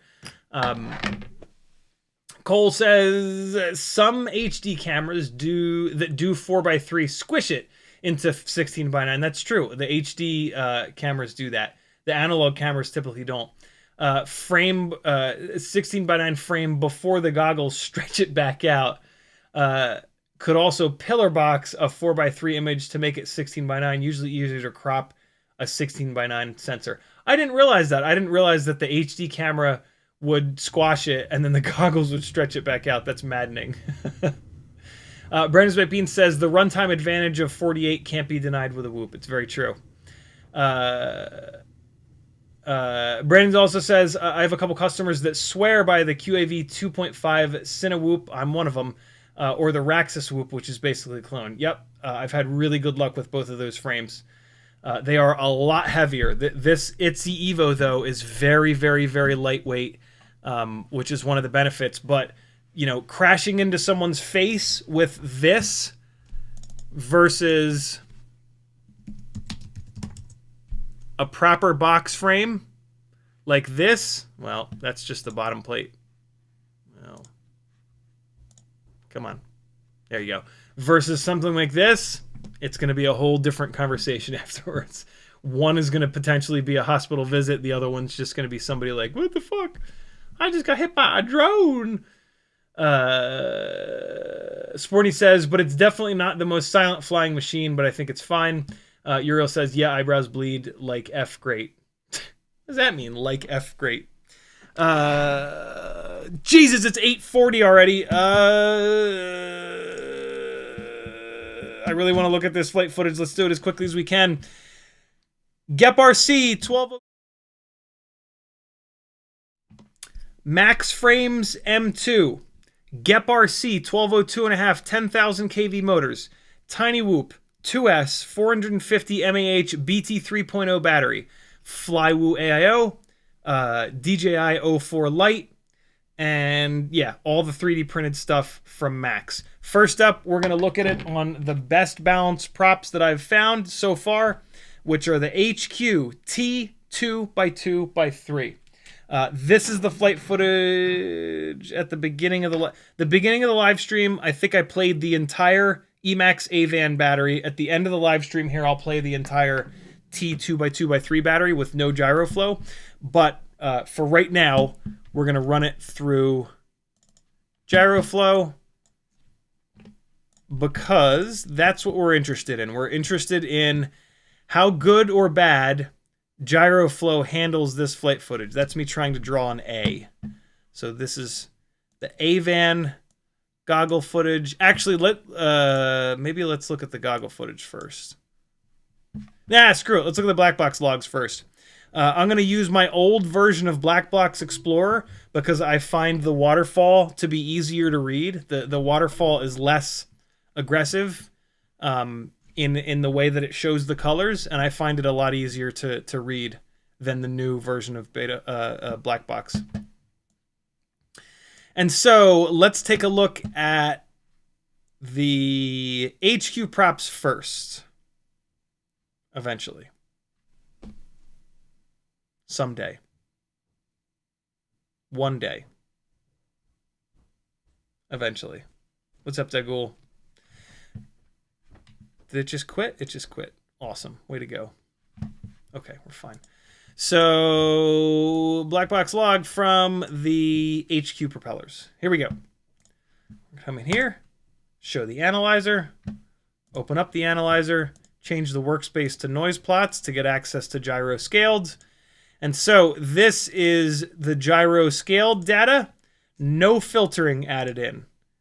And this is pretty clean. That is not very clean, but watch this. Once we add the filtering in, very flat.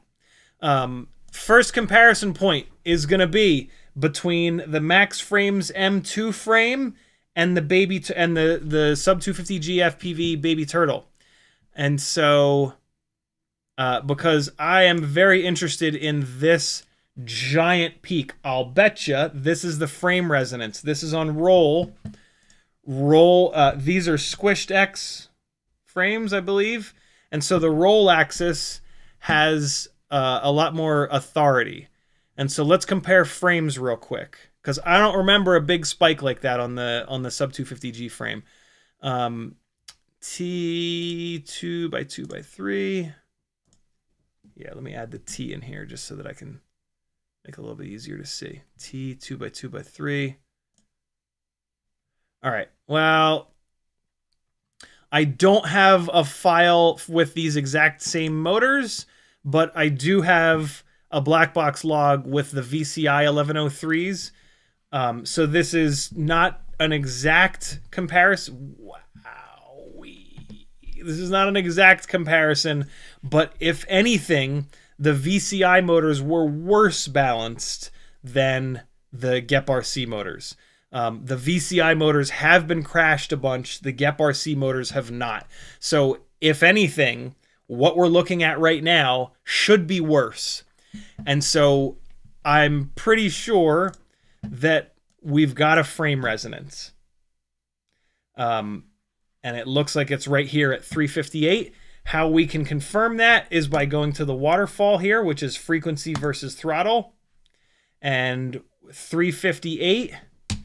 And so I'm going to hold shift. See this vertical line here? If this is at 358, and it sure is, 358 right there. So this right here is either what happens when you make the arms longer, right? The baby turtle frame has really short little arms here, which are going to just not resonate at all.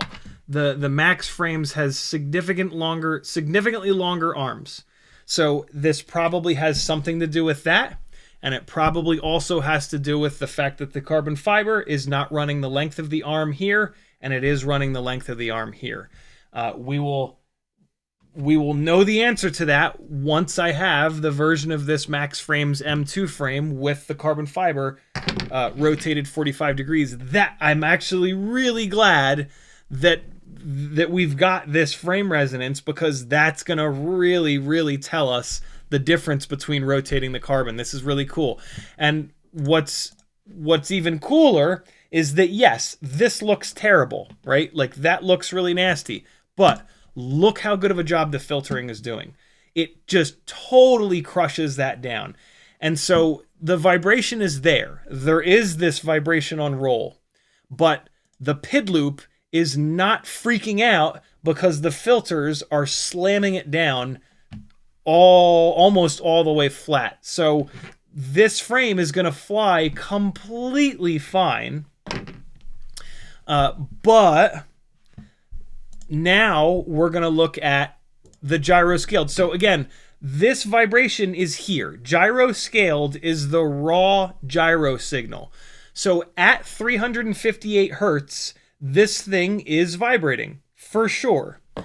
And that might make gyro flow freak out. And so let's compare the max frames here with gyro scaled. Well, I guess we just did. Yeah. And so on the baby turtle frame, it was pretty flattened out. And so we might see this frame be worse in gyro flow. I'll bet you we don't, though, because this is a fairly low this is fairly low in the frequencies. I typically see problems in gyro flow towards the top of the throttle up here. And so I bet you we're okay. You can literally see 360 hertz here is only 40% throttle, right? This is where this diagonal, this is the motors. This is the motors increasing in RPM. And so this frame resonance here is at about 38, 39, 40% throttle. And I almost never have problems in gyro flow that low in the throttle.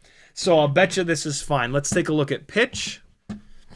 Gyro scaled pitch. Look at that. It's gone on pitch. But we do have one here.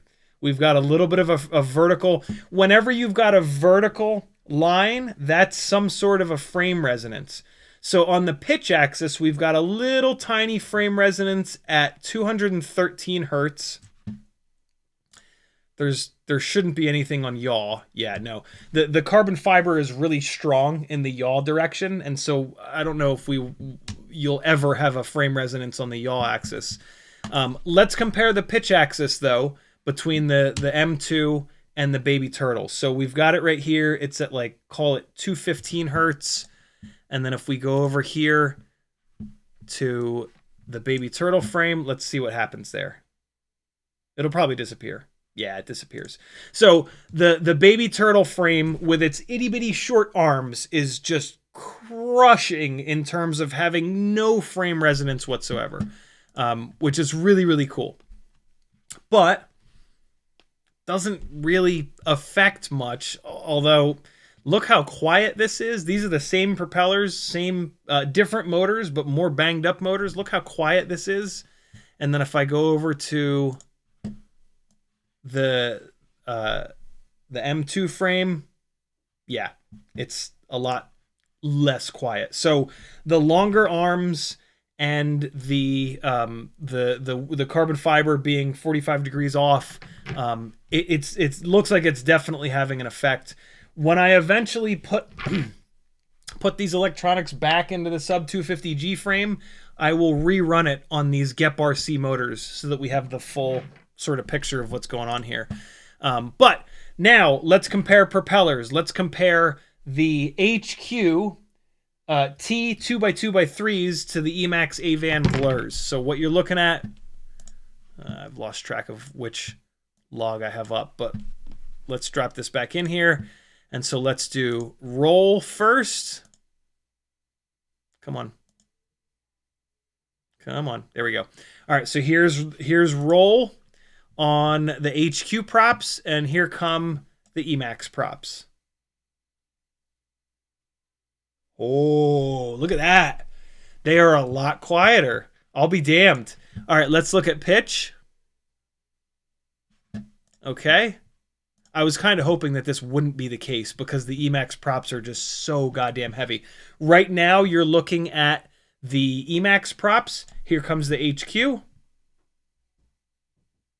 Yeah. 2 out of 2. Emax props are better. Let's take a look at yaw.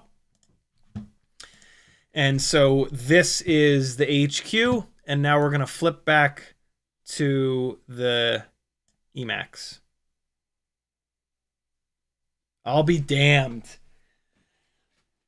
Yo, Emax. Here's what's super funny about this. I've always thought, and I've always had the experience that Emax's 2, 2.5, and 3-inch props are unbelievably well balanced, but they're very heavy. The 2 and 2.5-inch props are very heavy. They're very strong, but they're very heavy. What's weird is the Emax 3-inch props are the opposite. They're actually very light, but they're very fragile. What's super weird though is that the 5-inch Emax props are a nightmare. Like they're just a disaster. Nobody runs them because like they're out of balance. They're very, very weird. But Emax hands down has the best balanced. This shows 2.5-inch props. Moving forward, I'm going to test their 2.5-inch props, even though they're super heavy. But I'll bet you the same scenario is going to be here. So that's pretty cool. Let me show you the problem with the Emax props, though. So we're going to look at some goggle DVR. And first, we're going to look at HQ. So these are the HQT 2x2x3s. And every time I've been doing this testing, I fly over here on a fresh battery and I hammer the throttle. And so watch the amps in the bottom right corner. I am going to slow this way down. Oh, do I have to do that while it's playing? I guess I have to do that while it's playing. It won't let me do it. Why won't it let me do it? Oh, there it is. I was hitting the wrong keystroke. All right, so I'm going to slow it down here. And so I'm already full throttle. Here we go. Okay, so 30% throttle, 31, 35, 41, 57, 100, 9.8, 20 amps, 23 amps, 25 amps, 26, 28, 29, back down to 28. Now the battery's starting to sag. Back up to 29, 29.4, 29.47, 29.5. Okay, and so it's not going to do more than 29 amps. All right, watch this with the AVANs. I actually don't know. I'm assuming. I'm assuming that they're going to hit a much higher number than 29. Let's see. Fully charged battery again. Here we go. 35%, 38%, 40%. Here we go. There we go. 49%, 65%, 83%, 95, 96. Get to 100. 99. There we go. 25 amps, 27 amps, 28 amps, 27 amps, 29 amps, 30 amps, 30.23. And now the battery is sagging back down, back up to 30, back down to 28, 28. Yeah, so the battery is going to sag now. The battery's at 3.56, 3.55, 29 amps, 27 amps, and now I'm chopping the throttle. So the Emax props are pulling a little bit more amps, but here's the other issue. We're going to scroll to whenever I've disarmed here and wait until you see the difference in RPM. Even though these propellers are supposedly the same pitch, on the Emax props, we're turning 36,636 RPM. On the HQs, let's see.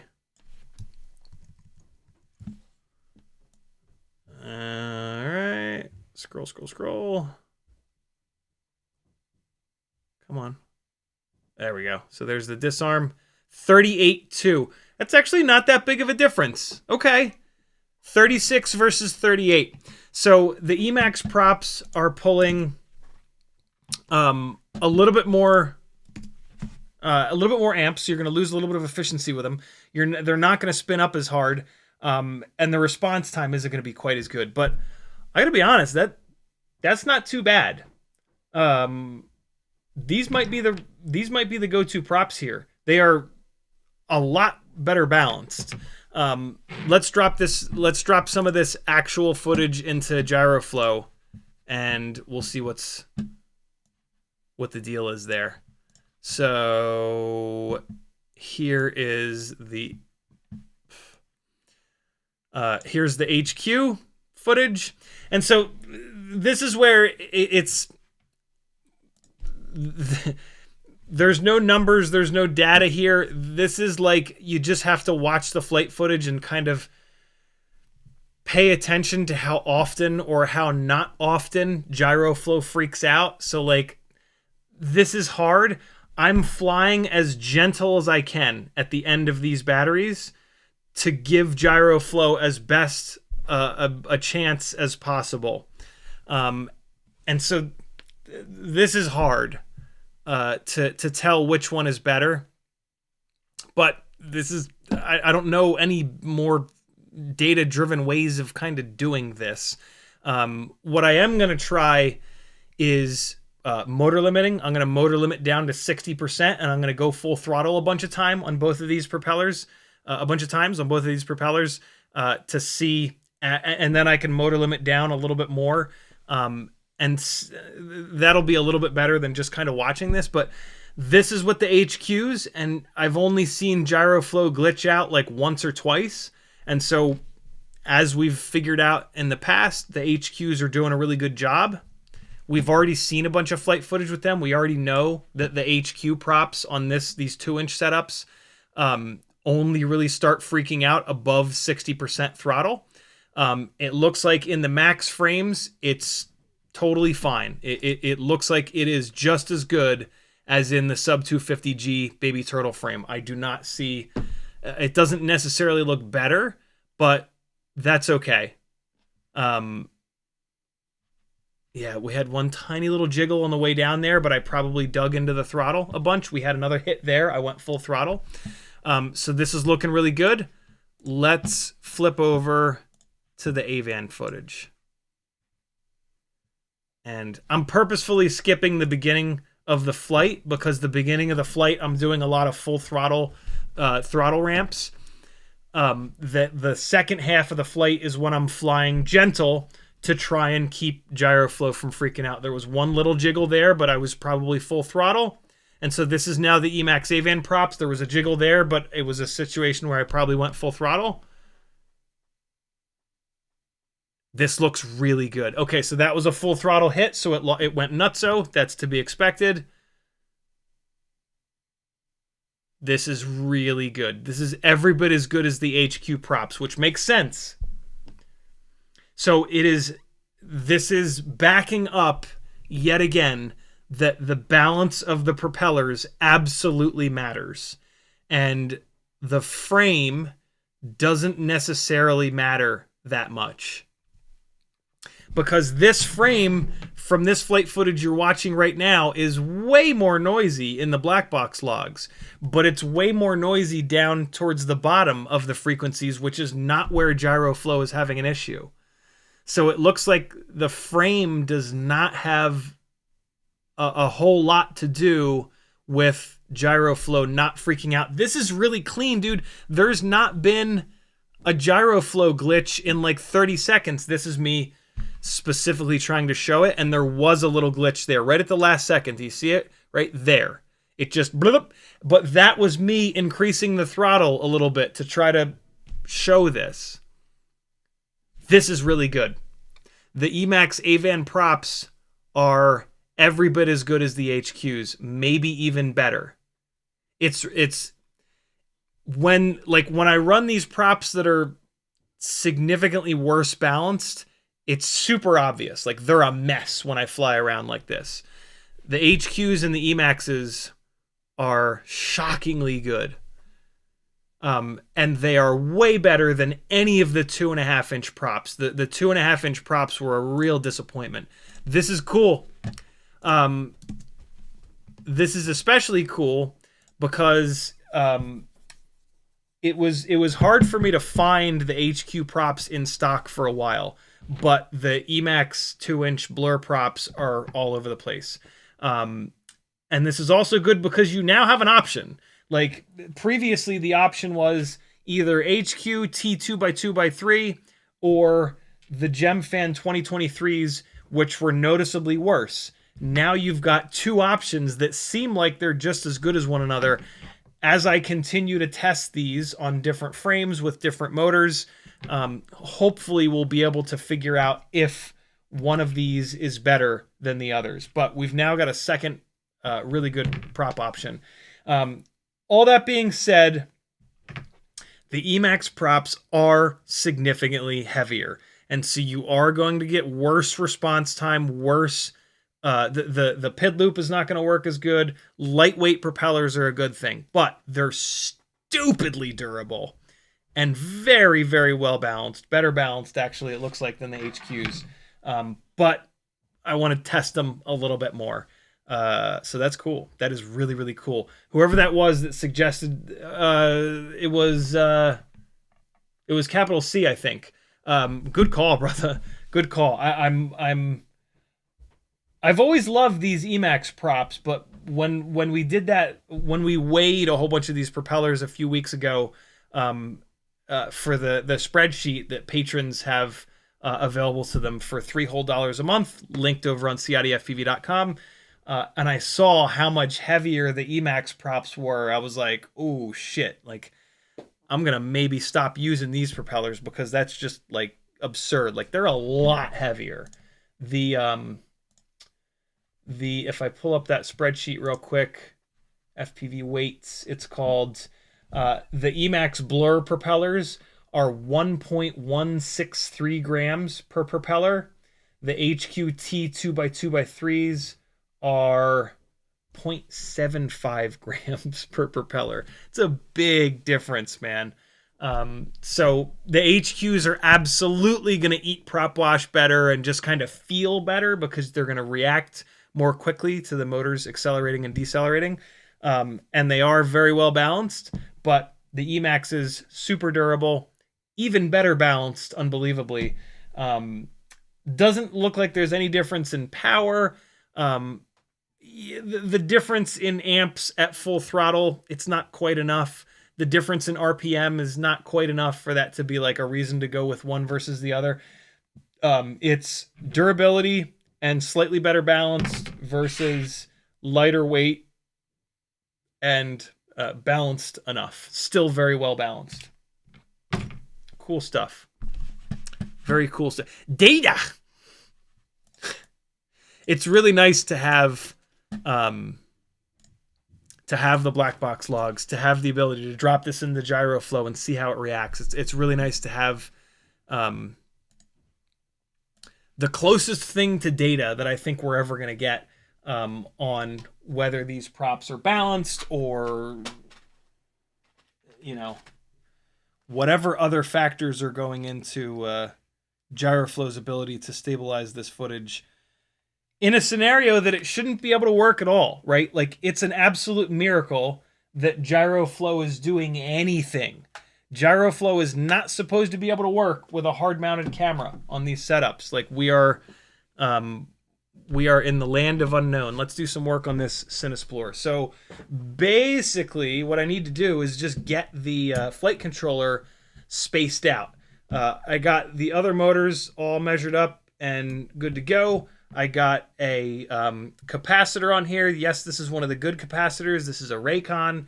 I've got my little XT60 here at the exact right length for everything. I measured the camera to make sure that the camera would clear this capacitor. Yeah, I put like another 2 hours into this build the other night to get it ready. And we're super close. We're super close. This is the top plate here.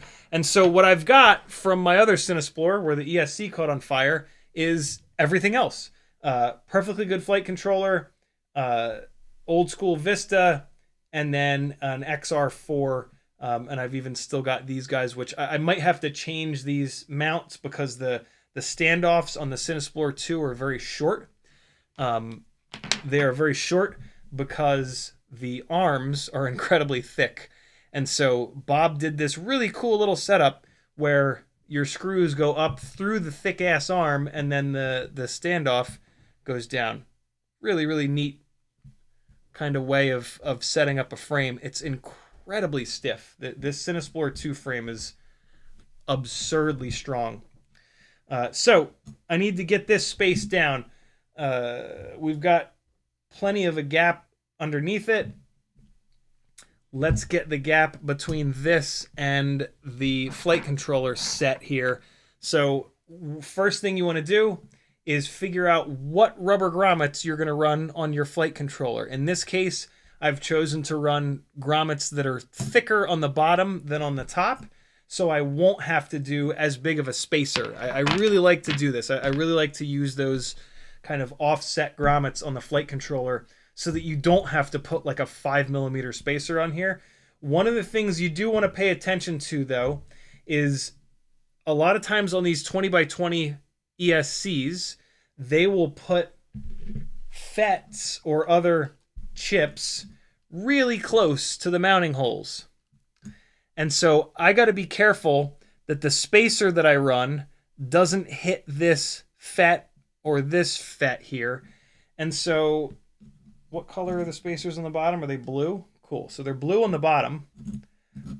These on the bottom are 5mm M2 spacers. I think I get these from Newbie Drone.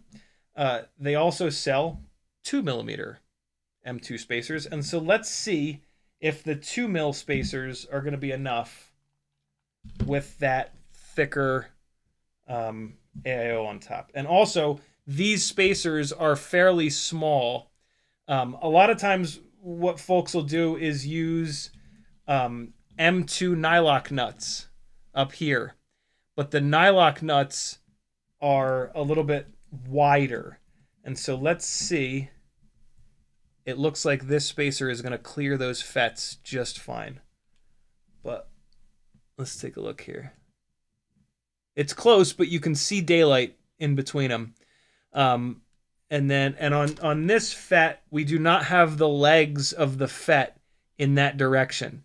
So that's fine. On this FET we do, though. So I need to really look closely to make sure that this is not bridging two of those little legs. I'm going to use this 5X loop to do that real quick here. Oh, yeah, we're good.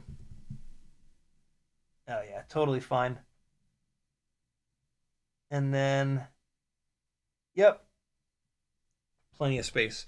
So, yeah, these little anodized blue spacers are kind of perfect for this. Oh, my God. Look at this fresh set of Lindstrom smooth-jawed pliers that my dad sent me for my birthday. Holy hell. These are the ones that I stole from my dad ages ago. Lindstrom is a company in Sweden. What's interesting, the box that these new ones came in said a Snap-on brand. I think Snap-on has bought Lindstrom, or maybe Snap-on is like the American Lindstrom arm or something like that. But yeah, I took these from my dad probably 25 years ago, and they've just been absolutely bulletproof the entire time.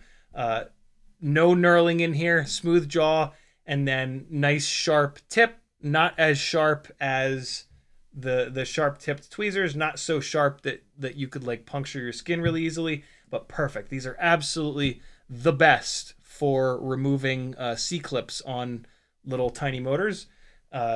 These are Lindstrom 7890s. I don't know if they still use that for these, but these are what I've had forever. And then these are fresh ones, man. Look at these fucking things. Oh my God. Let's see, what's the number? 7891. Very cool. So they're still using a similar naming convention, 7890 and 7891. What's actually really cool, I think I know what that naming convention is. The 0 is ever so slightly sharper tip. The new ones are just the slightest bit not quite as sharp as the old ones. So 7890, I'll bet you this is the sharpest that they'll do. 7890, and then 78901 is a little bit less sharp. This is probably still plenty sharp. And when I compare them to these Tecton needle nose pliers that do have the texture on the inside, they're not smooth on the inside. They are a lot sharper on the tips. Come on, you bastard. You can do it. Please. Ah! I got rabies. I can't do it. If I put my finger there, it'll focus on my finger, and then I can... There you go. So yeah, the Tectons are nowhere near as sharp. So this is really, really cool. I've got super sharp, and then this will probably be fine. These new ones will probably replace these. I just need to use these once or twice to remove a C-clip, and then as long as they're sharp enough, which they should be, these will replace the old ones. Thank you, Dad. Very cool. What an awesome... fair warning, Lindstroms are expensive. It is no surprise that they are a Snap-on brand, because they are like every bit as expensive. If you know anything about how expensive Snap-on tools are compared to every single other tool that exists, you'll know exactly what I mean. But, you know, good stuff is expensive. So, let's get these little spacers on here. And then what I might do is put a little washer on top of the spacers. A lot of these plastic washers, so these spacers are 2 millimeters thick. Most of the little plastic washers that we'll get included with stuff, this one's kind of clear, you can barely see it there, are 1 millimeter thick. 3 millimeters is usually about the right thickness if you're going to use an offset grommet like I did.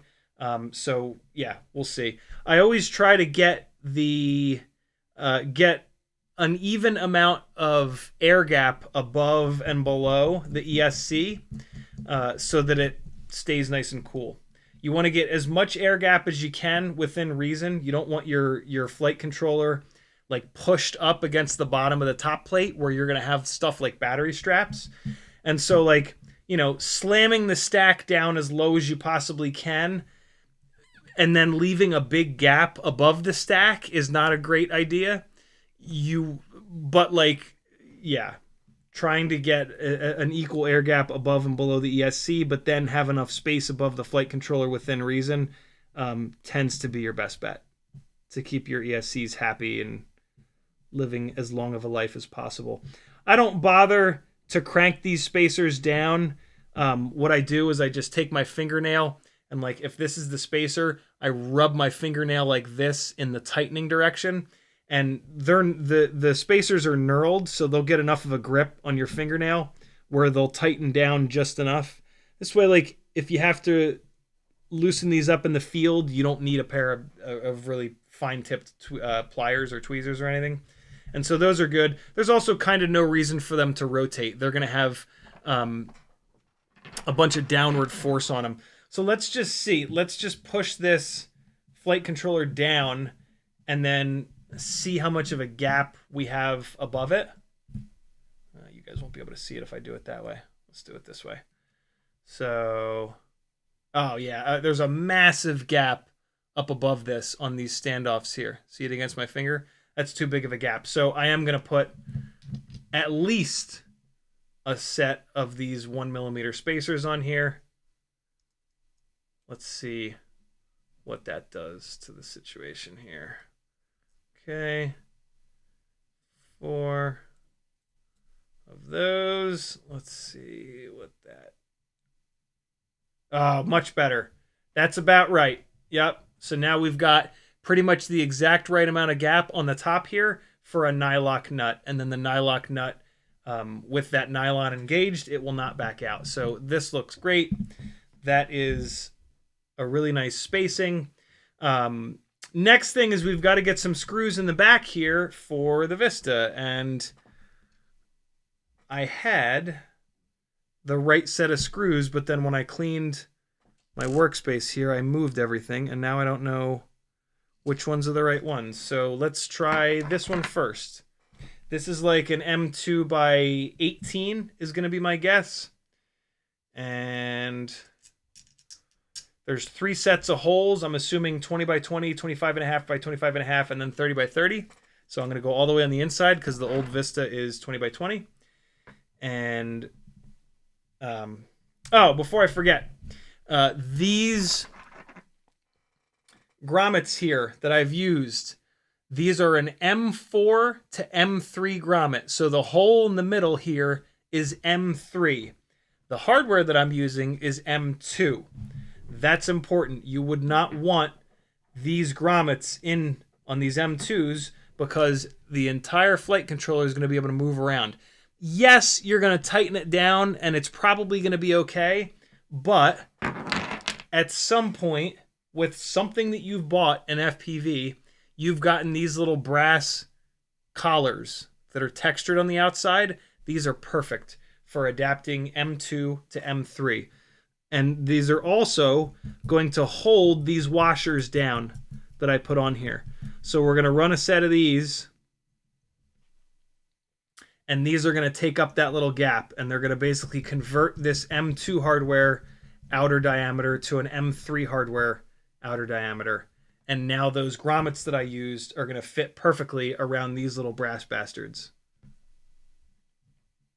These things are really nice to have. Never throw these away. You can also use these as... what these really are is heat set inserts. They just happen to work perfectly in this scenario. You can also just use them as like nylock nuts. If you ever run out of nylock nuts, take one of these, put a little drop of Loctite in it, and then tighten them down, and you can use them as nuts in a pinch. And so there we go. And so now those grommets will fit a little bit better. Okay, so this bottom plate is nice and flat. So the Vista is going to get pulled straight down. I do not have to run a nut on the bottom of this screw. I can just pull the Vista down against this bottom plate.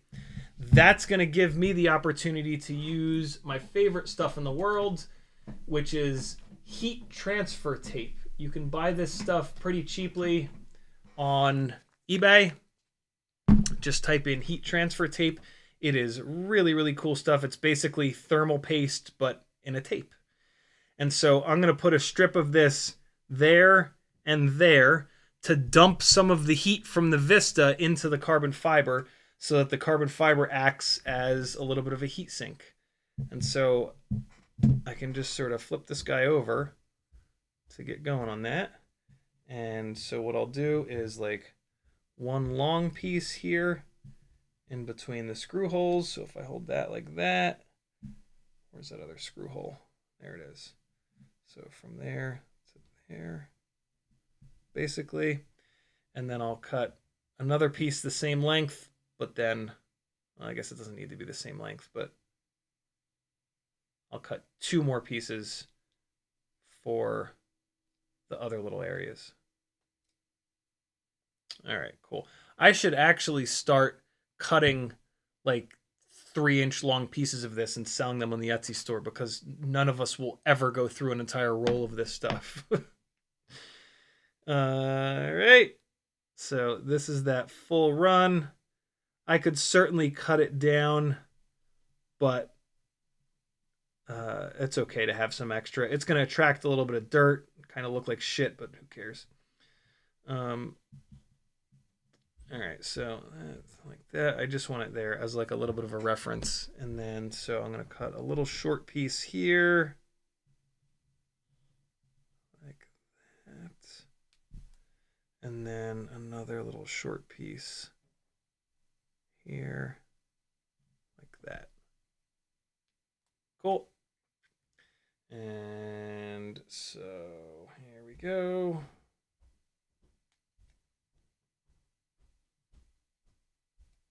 And here we go. All right. So now we're going to flip this base plate over and we'll stick these down to the base plate. So this guy is going to go like that. Oh, shit. Get off of there. Yeah, there we go. That's better.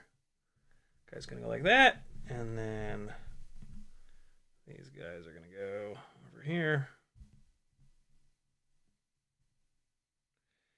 I try my best to have this not go over the holes that are coming through, but it doesn't really matter. This stuff is very thin. You could very easily push the screw right through it, and it'll just kind of push it out of the way.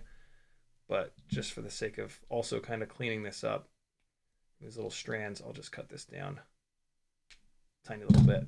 There we go. All right, cool. So there's that. That looks great. This guy I did cut a little bit shorter, so this one's probably clear. Nope, not quite. Shorten this up a little tiny bit.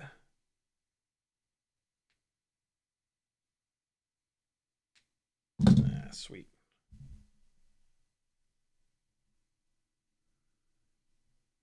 Oh, wow. Oh, it's even less. I got that. Apparently I got the tape offset a little. You know what? I'll just cut a little notch in it. Little notch in the middle. There we go.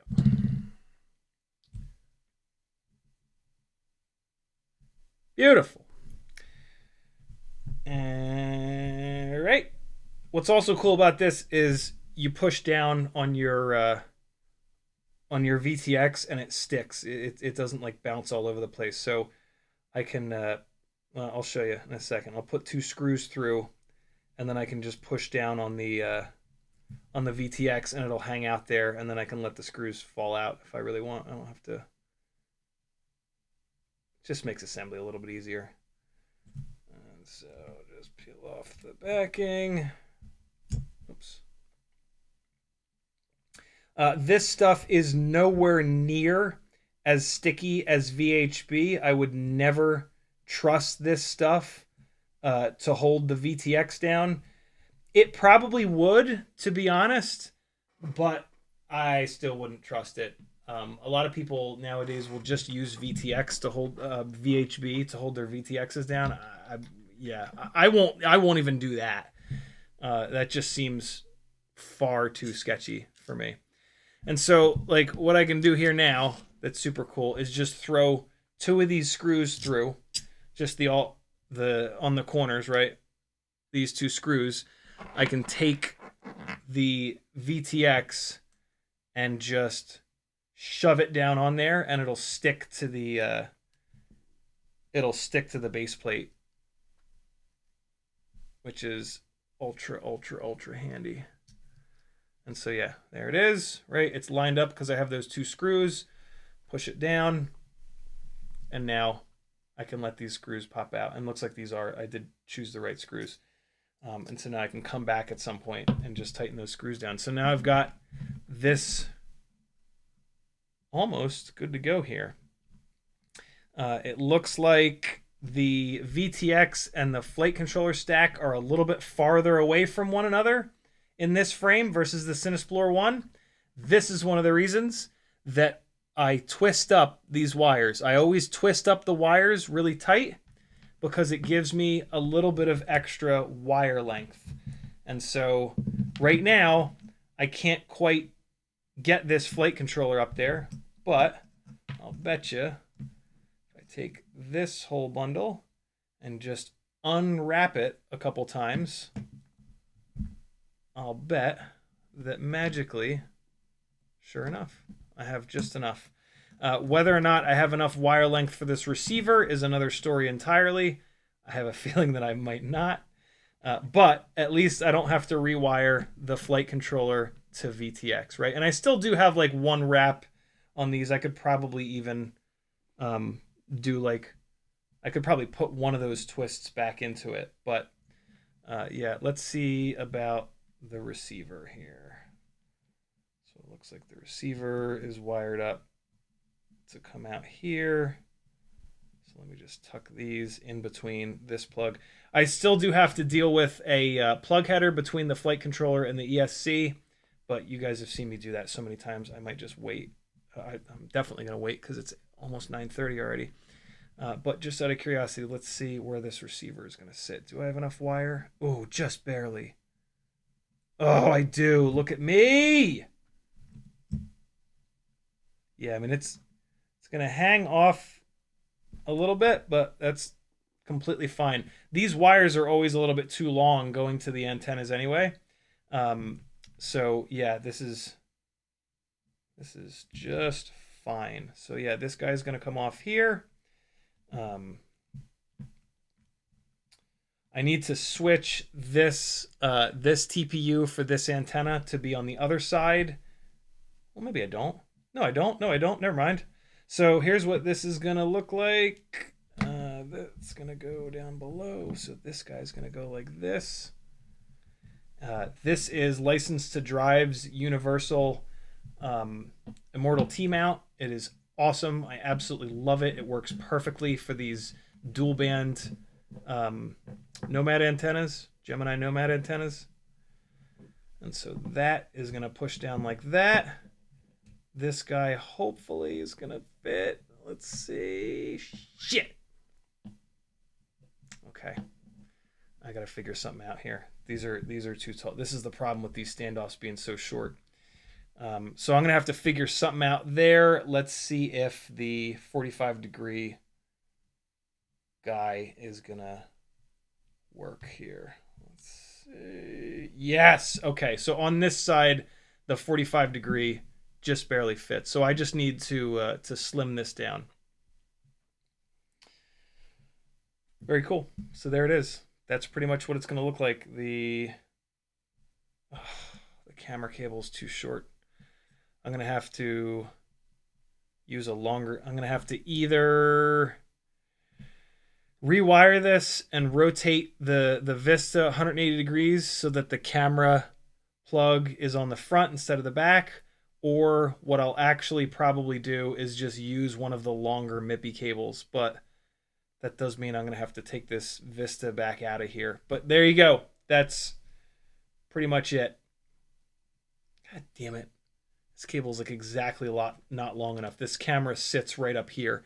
This frame uses vertical camera plates that sit off on the front here and mount the camera out here where my thumb is. And it's just not quite long enough. So I'll figure that out. But there you go, friends. There's the Cinesplorer 2 build. 85% done, I'm going to say. With some very... the last 15% is admittedly going to be kind of annoying. But I got it done. It'll be fine. Get back up there, tape. Get in there. There we go. Thanks for hanging, people. My name's Aaron Ciotti. Everybody calls me Ciotti. Oh, this is actually on here backwards. This needs to get flipped over. But that won't affect anything. I put it on there upside down. Come off of there, you! Oh my god. I put some E6000 inside of this to tighten it up on the standoff a little bit, and boy did it work. Okay, so yeah, it's actually going to sit in here like this. And go like that. There we go. Yeah, nice. That clears perfectly. It clears the base plate right here. And then it'll just kind of sit flat in storage. And then it's got that same 45-degree up as the antenna, so that when you're flying, it's perfectly vertical. Fan-effin-tastic. That worked really well. So yeah, I got to make that ESC to flight controller cable. Figure out what I'm doing with the receiver. I might rewire that receiver. We'll see. The other option is I could rotate the flight controller differently. so that the pads that this shit is soldered to change. So I'll figure that out. I have to rewire something though. So I'll just sit there and stare at it and be like, what's the easiest? And or what's the best to rewire? In the chat, Capital C says that is so cool. I agree. Double Hall says, what are the best tweezers for removing motor plugs? Any of the fine-tipped tweezers. You can get these for like $1 everywhere. These ones are iFixit, but like, yeah, no, these are, you can get fine-tipped tweezers like these anywhere. Be careful because like, boy, can you fucking stab the shit out of yourself on these. But yeah, these are the way to go for sure. B. Mondin says, I know you've gone over it like 57 times, but I always seem to forget. Could you go through how you would go about tuning the 2-inch? Fly it dead stock, sliders down the middle. Make sure the motors aren't getting hot. Make sure it's not making funny noises or trying to fly away on its own. In my opinion, you then take the D-gain slider and move it from 1.0 up to 1.3 or 1.2. I do 1.3. 1.2 is a little safer. So let's just say 1.2. Fly it, make sure all is well. And then you take both the D-term slider and the P&I sliders. And they're now like this, 1.2, 1.0. Now you're going to go 1.4 for D gain, 1.2 for P&I gain. Fly it, make sure everything's cool. 1.6, 1.4, 1.8, 1.6, 2.0, 1.8. At some point, the motors will get real hot, or the quad will tell you, hey, you went too far. It'll start oscillating. It'll try to fly away on its own. It will be unhappy. Once you get those sliders to the point where it's unhappy, you back it off by 0.2. So if you got to 1.6, 1.4 and it's unhappy, you come down to 1.4, 1.2, and that tune is like 80+% there. And it's a tune with enough headroom where if you bang the motors and the props up, it doesn't all of a sudden fly away or catch on fire or anything like that. Sporny with the last comment of the live stream, it says, you mounted the upright antenna the wrong direction. Thank you, brother. Good catch. Be good, friends. Here comes the entire AVAN raw, not put through Gyrlow flight. I'll see you on Sunday at 3. Have an excellent weekend. Don't forget Mother's Day is Sunday. Do something cool for Joe Mamas.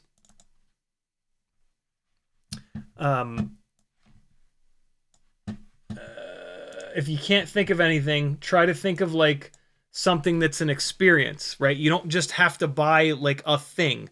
You can buy like a ticket to a show or a ticket to an arboretum or a botanical garden or something like that.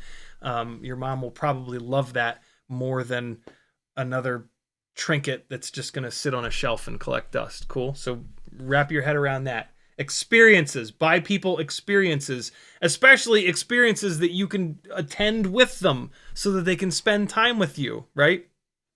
Do it. Be good, friends. CiottiFPV.com to support me. I love you. Bye. See you Sunday.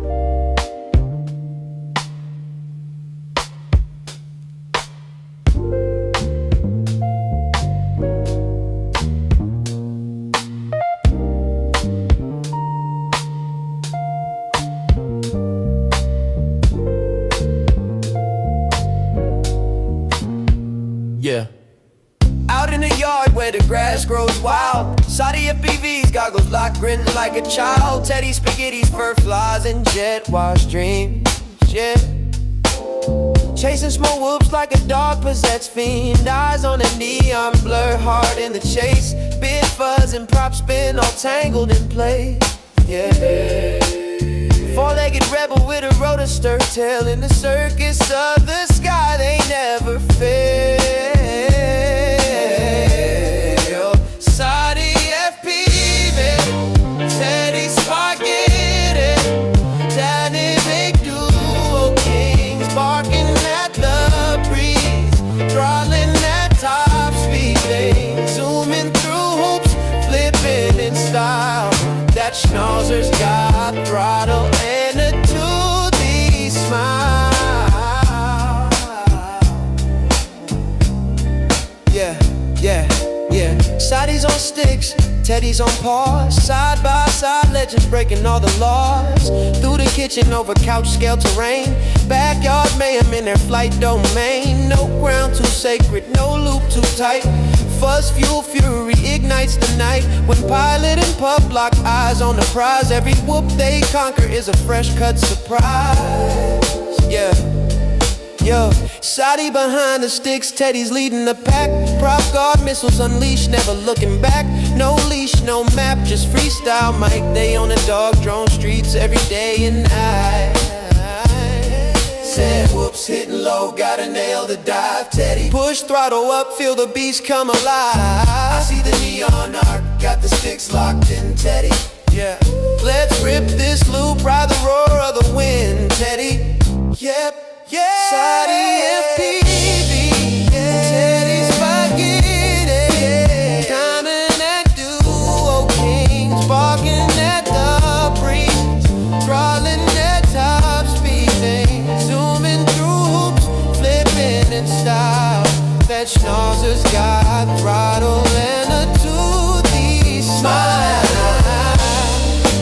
Teddy's spaghetti. Barking at the breeze, falling at top speed, zooming through hoops, flipping in style. That schnauzer's got throttle and a toothy smile. Yeah, when you hear that bar cut the rotor hum, you know Ciotti and Teddy's mission's just begun. FPV's fur-faced legends, legends sing it loud. Yeah, Teddy's spaghetti and CiottiFPV.